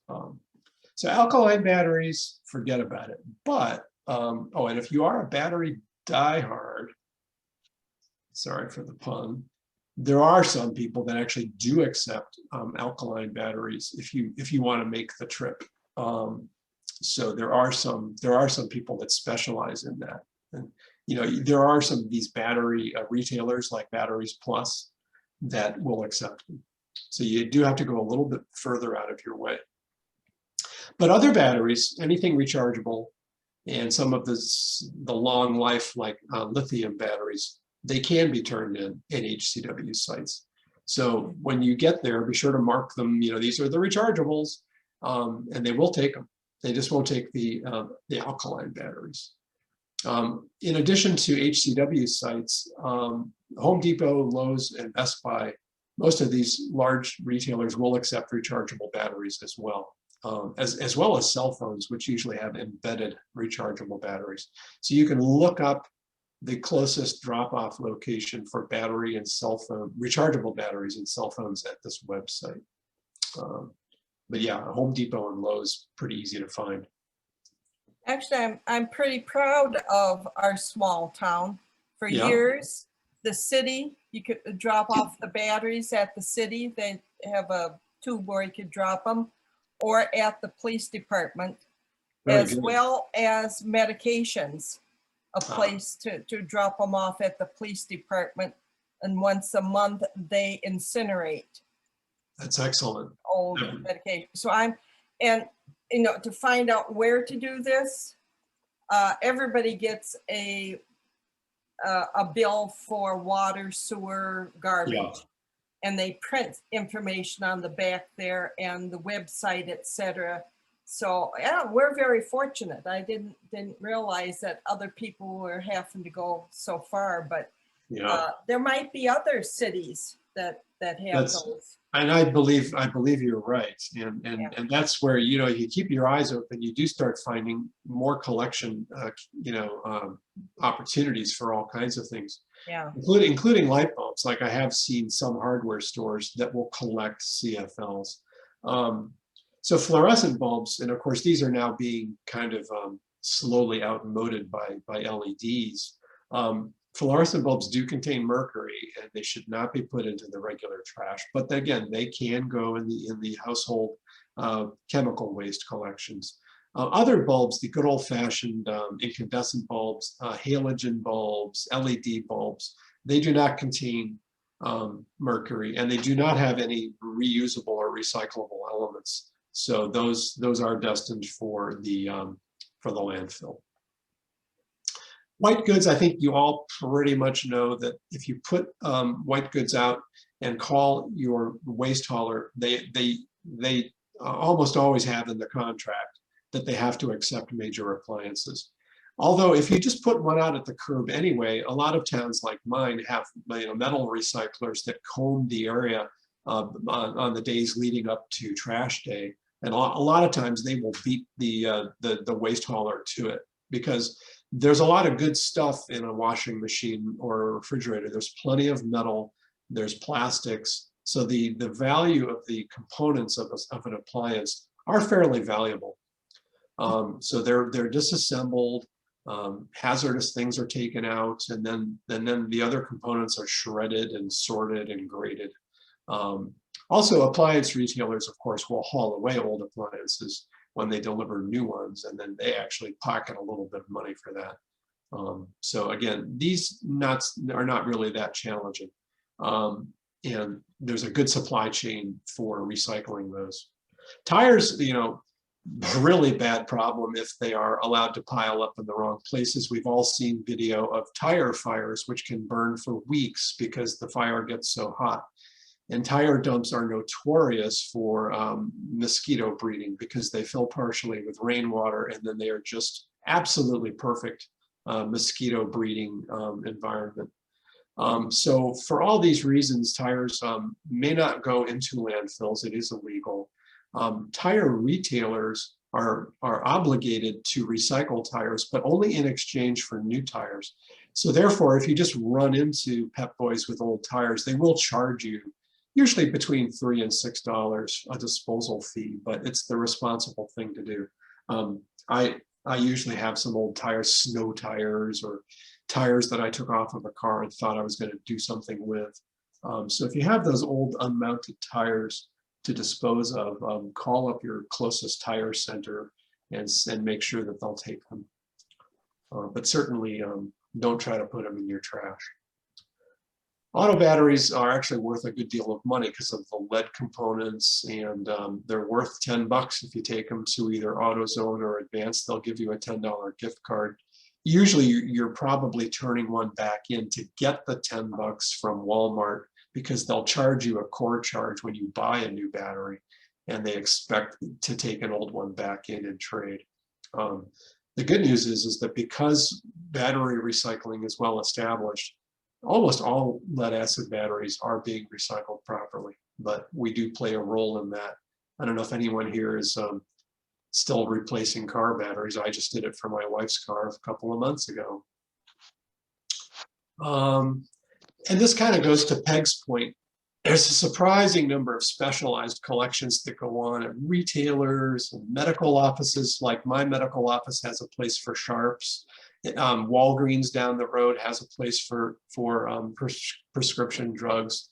So keep your eyes peeled for places that deal with, like your fire department might take old fire extinguishers. Oftentimes they will take the smoke detectors. Only the ones with ion chambers are radioactive. The photocell type, not a problem. They can go in the regular trash. The back of the smoke detector indicates whether it needs to be handled specially, and the law requires the label to indicate where to return them. But again, if you go to an Ace Hardware or something like that, they'll often take them. Drugs we talked about, sharps we talked about. Sharps have to be handled carefully. Eyeglasses, there's all kinds of collections for various charities that accept eyeglasses. Shoes and clothing, I think we talked about. Of course, there's always Goodwill, and there's nothing wrong with that. They actually take a fair amount of the things they bring in and sell them for textile fiber recycling. only a certain percentage ends up on the rack. Either way, you can feel good that at least they're not going into the landfill. There are some specialty retailers that will take those DVDs and CD-ROMs off of your hands. That's one of those things that's worth Googling. Same thing with videotapes. So the point of this slide is just to, kind of, become aware of some of those specialized resources that are around us for some of these oddball items. So I'm getting ready to wrap it up here. Sharps, I think you probably know that there are these specialized Sharps containers, and these are, available from a lot of medical or pharmaceutical firms. You can also just use a heavy, like a Tide bottle, and then tape the top of it shut, mark it Sharps, and throw it in the trash. Well, they are going to cut us off apparently in another minute. Was there anyone that had a quick question before I wrap it up? I have one suggestion. That is, we just talked to our fire department today about fire extinguishers, and they said to vent it. And then we could throw it away, but they didn't want to pressurize canister. They do expire, by the way. Ours expired after 12 years. Oh, I've got one under my kitchen sink that's older than that, so I better. Yeah. Good to know. So these are the websites that you should go to learn about more resources in your area. They're incredibly detailed sites, except for the last one. That one will.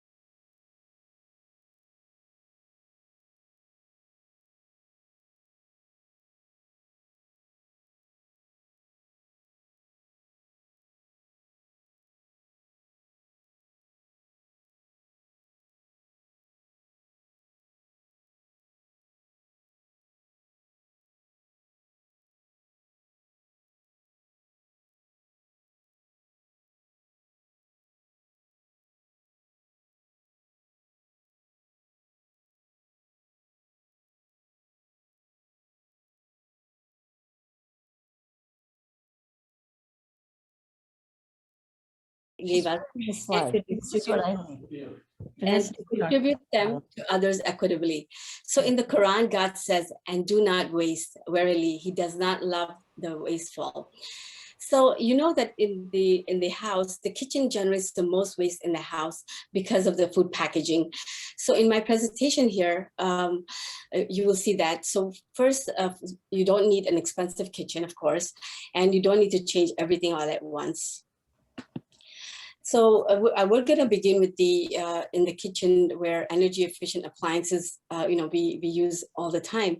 And so first of all, please look for the Energy Star rated appliances and do your homework and compare.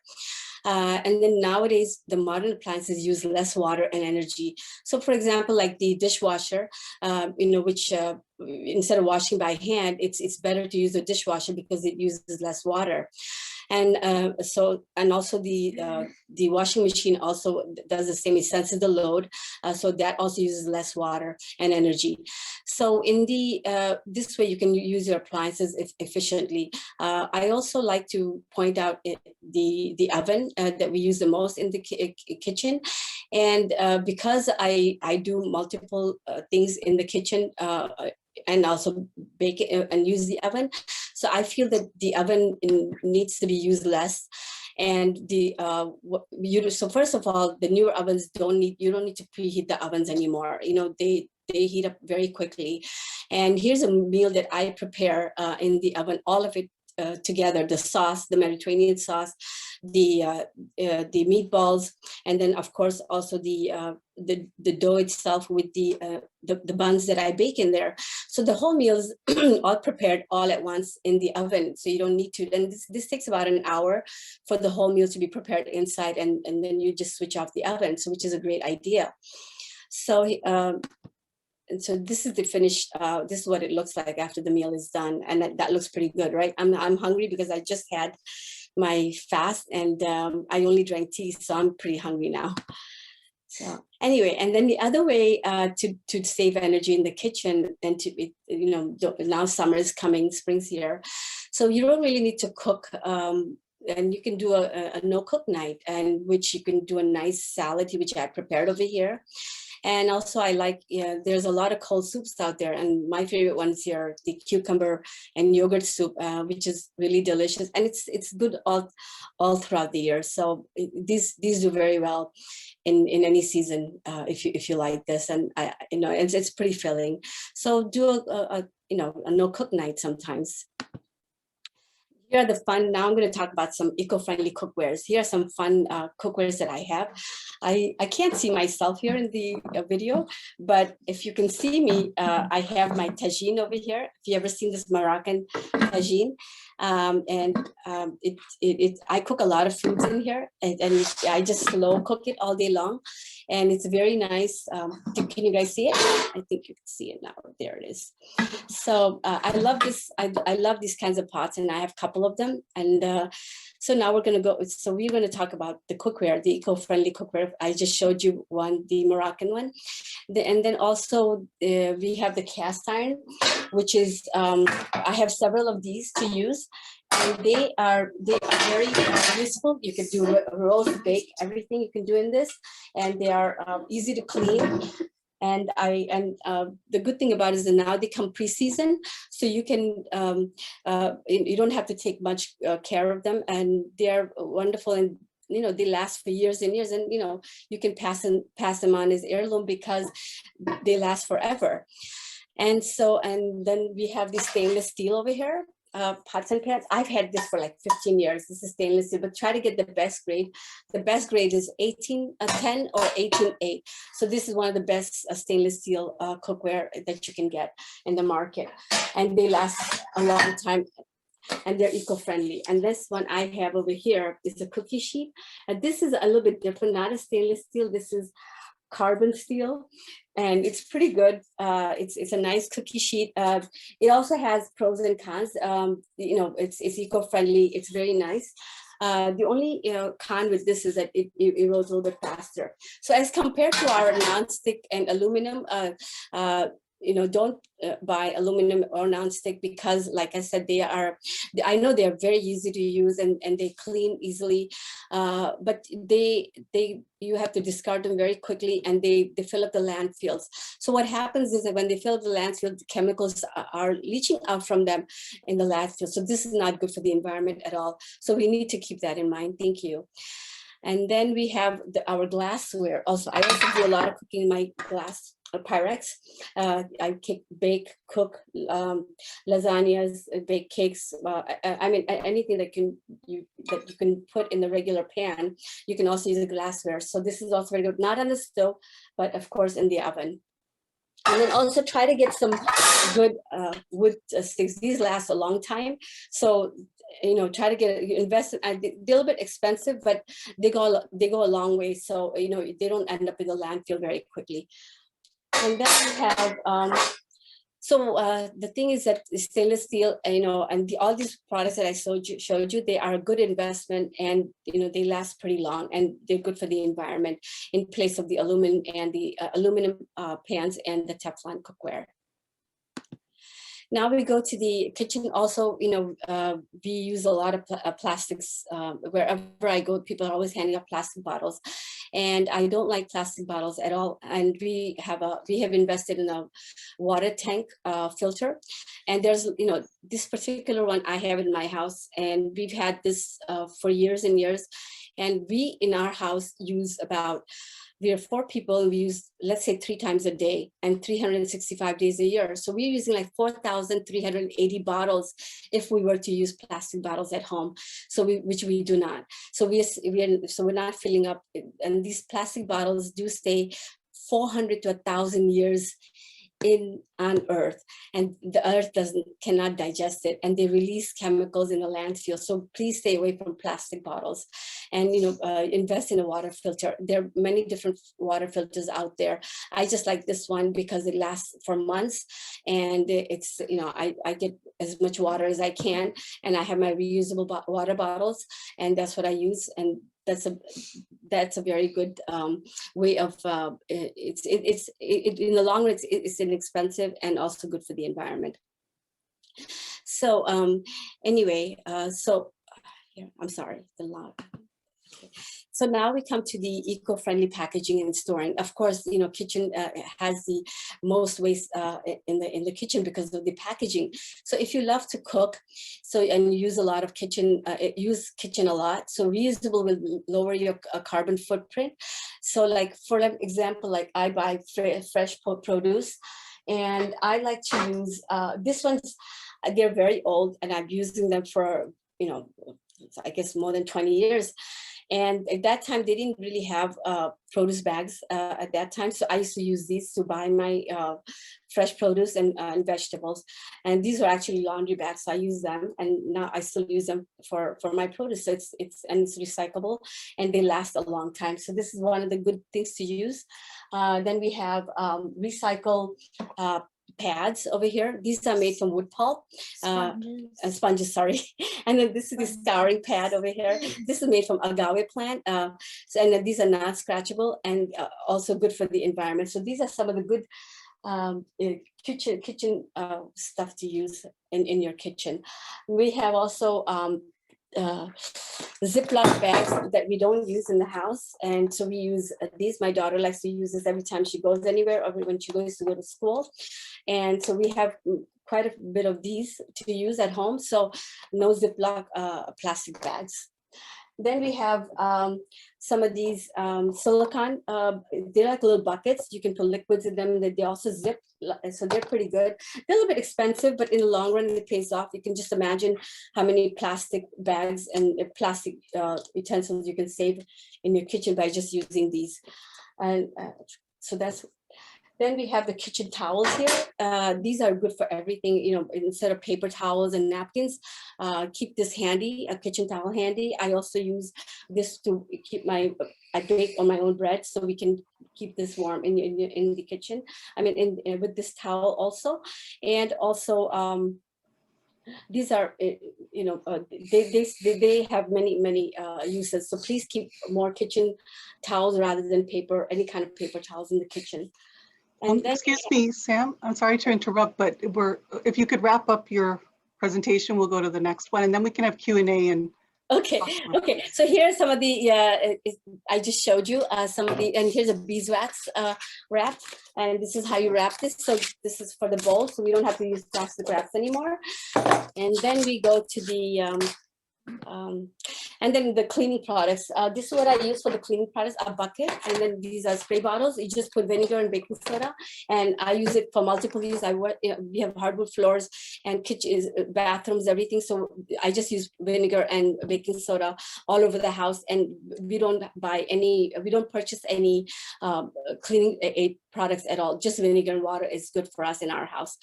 And then for dryer sheets, we don't use dryer sheets. We just use vinegar, and that's it breaks up this. There's no static, and it softens the fabrics.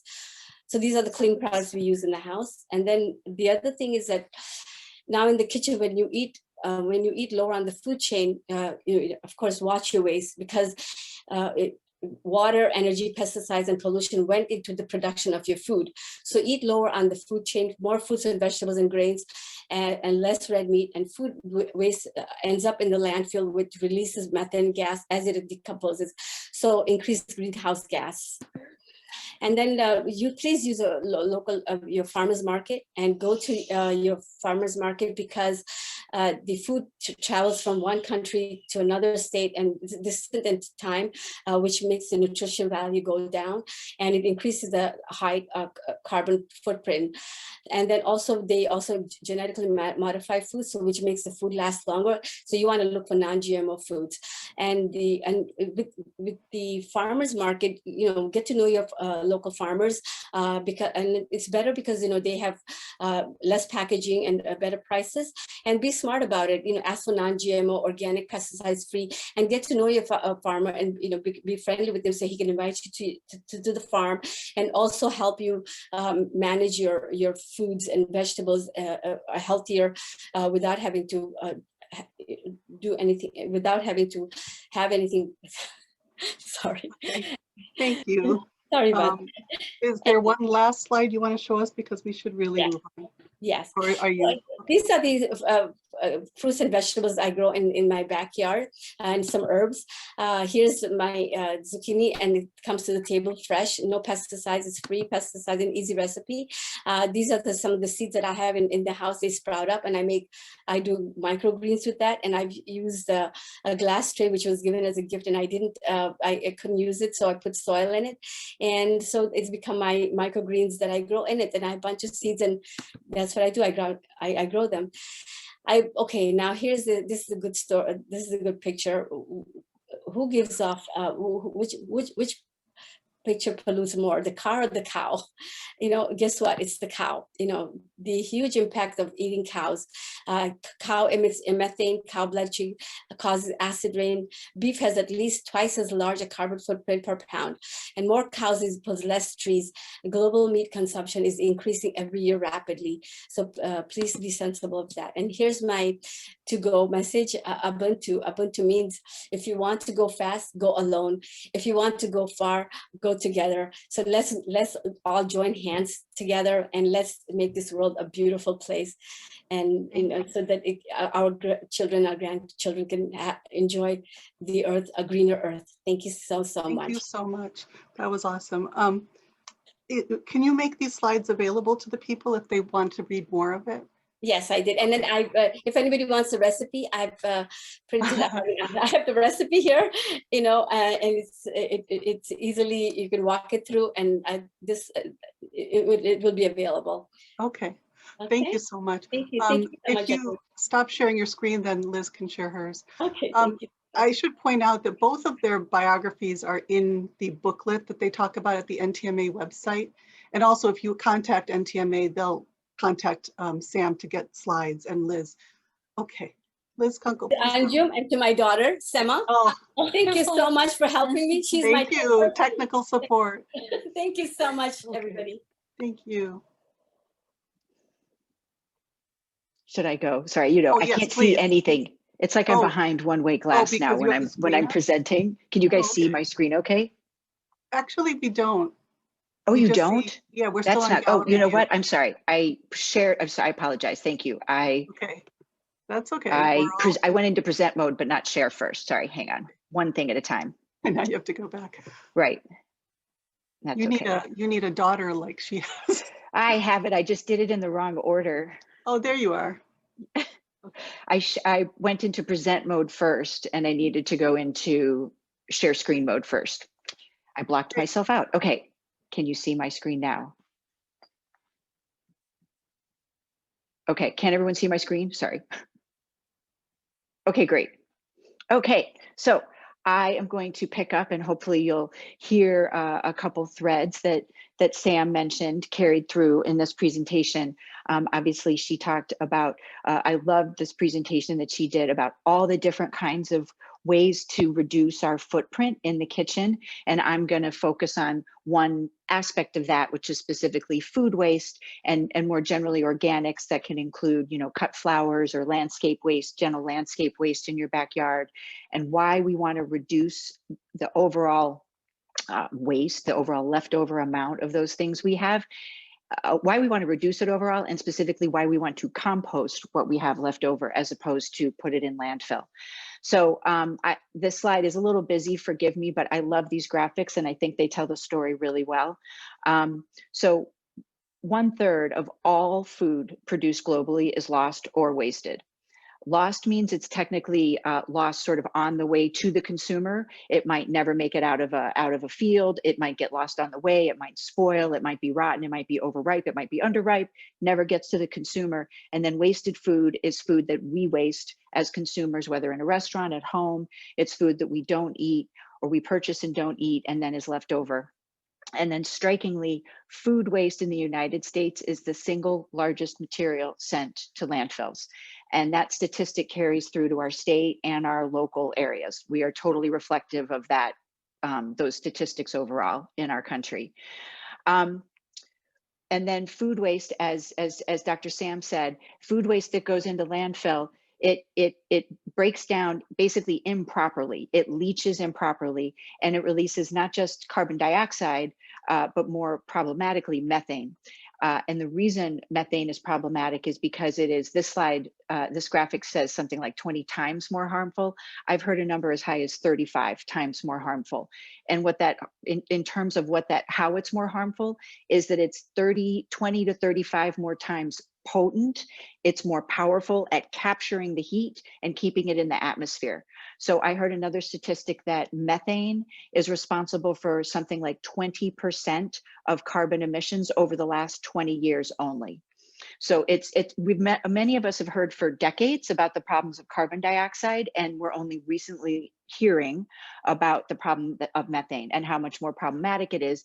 And the problem with food waste is if it goes into landfill, it can't break down properly. So it has to release methane because it doesn't have the proper amount of oxygen and other materials to help it break down in a more organic way that is productive. So it doesn't just waste space in a landfill, it releases the harmful methane. Also strikingly, if food waste were considered a country, it would be the 3rd largest emitter of global emission of greenhouse gases behind China and the US. If food waste were a country, it would be number 3. It blows me away. And then again, equally strikingly, even given those huge numbers and reflections on how much we waste, 1 in 6 Americans don't know where their next meal is going to come from. And as we know, there's much food security, not just in our country, but around the world, obviously. So it's really, it's morally reprehensible that we have all of this food being produced and or purchased and not eaten when so many people in our world can use it. And especially even in our own communities, right? In our own neighborhoods. So this other black and yellow graphic at the bottom, I really like a lot. It sums it up really nicely. Wasting food wastes everything. It wastes all those resources that go into creating it in the first place. The water, the land, the energy, gas, labor costs, the money, the love that goes into preparing meals, all those beautiful meals that Dr. Sam prepared. Can you imagine like not eating those and letting that go to landfill or even to compost? That's even a shame. But you know what I'm saying? If we're not going to eat it, the least we can do is compost it. Liz, sorry to interrupt, but because you were reading at the bottom, we realized you're not actually in present mode, so some of it's getting cut off. So I think if you click that present button, where'd it go? It's next to the yellow share button. Well, I've got a couple different things at the bottom. I apologize. It says, there it goes, resume share. No, you're sharing, but it says my screen sharing is paused, but I'm sorry, I don't know why. Well, we see your screen. It's just not in present mode, which is up kind of at the top. It's okay. I don't want to take up your time this way, but just realize that we can't see the last lines of your slide. I'm sorry. I don't know. Okay. Oh, let's see. I have another little bar. I'm wondering if it's blocking things. And now my cursor's not advancing my slides. Yeah, I don't want to mess you up. Oh no. I'm sure you're willing to share these slides as well. So whatever we miss, of course, but I'm sorry about that. Please. I can't. It says it's paused, but I can't see how to. I can't see how to do anything differently, though. It gives me the It gives me the option to stop sharing, but not. Okay. Can you advance change your what slides? mode? Say again. Can you advance your slides or is it? I'm on the right one for now. It went Okay. back into, so I apologize for the Okay, good luck. technical difficulties. So this slide obviously is about composting. Composting specifically is nature's way of recycling organics. It's the way that we take food waste and landscape waste and turn it into a healthy soil amendment. What I love about composting is that it includes not just food scraps, but soiled paper, food, contaminated paper products can also be captured in, not in your backyard compost, but in certain compost services. So it can be really comprehensive. Now my slide's not advancing again. Oh dear.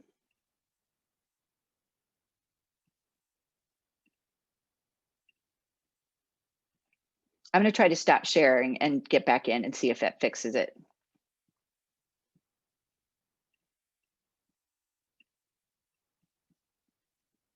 If anyone has more technical expertise, just raise your hand and I'll unmute you.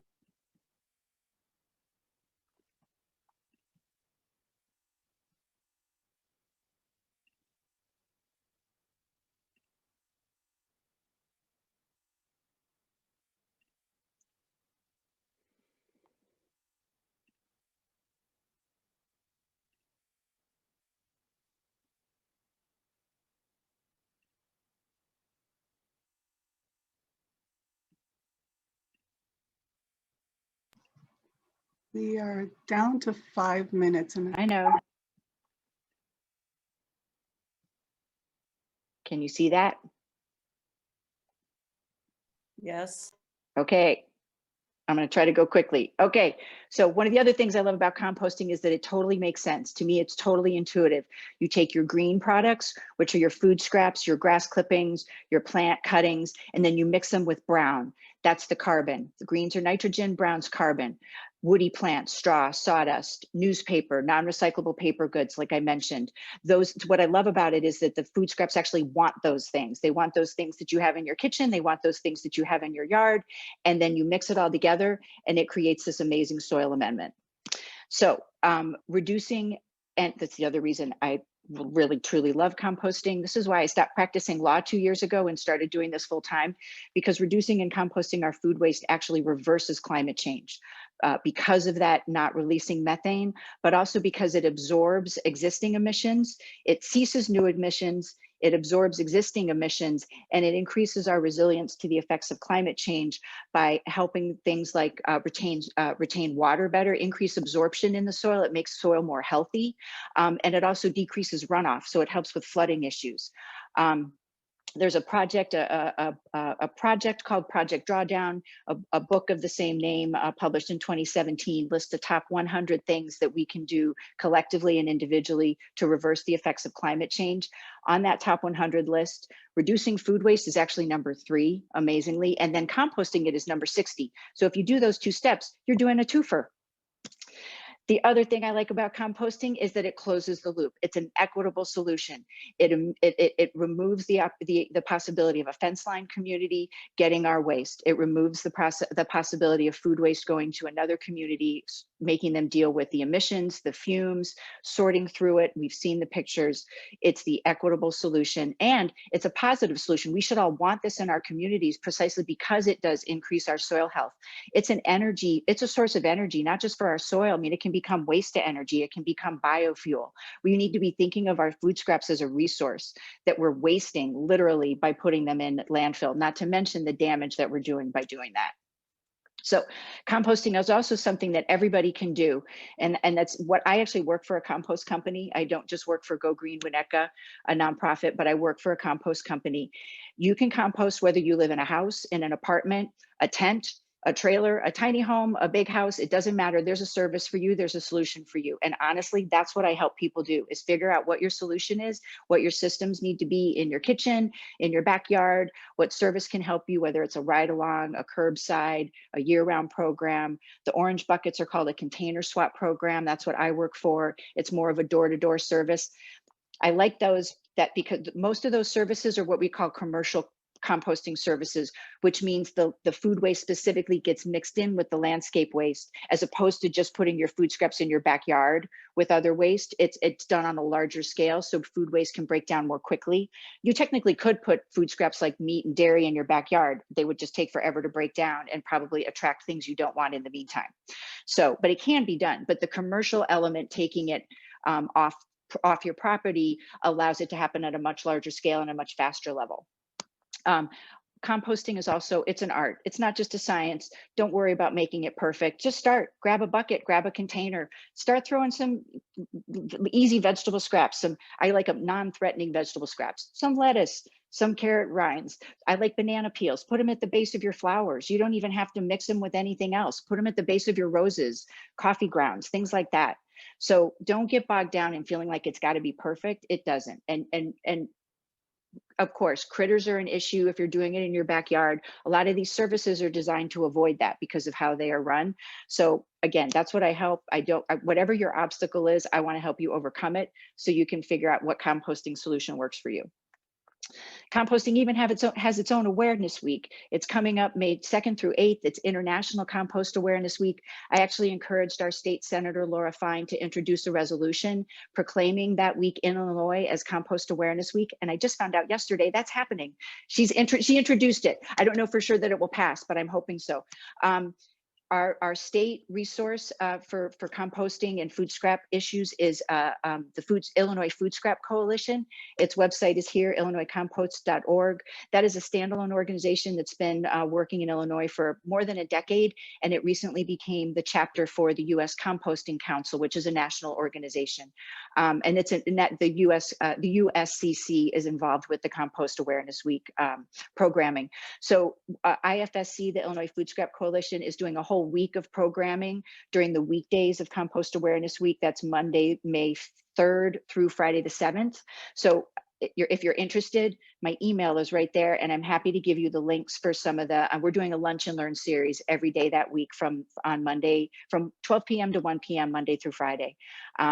So thank you for joining us. Thank you for listening, and let us know of any questions. And sorry for the technical difficulties. Goodbye, everybody. Thank you. That was excellent.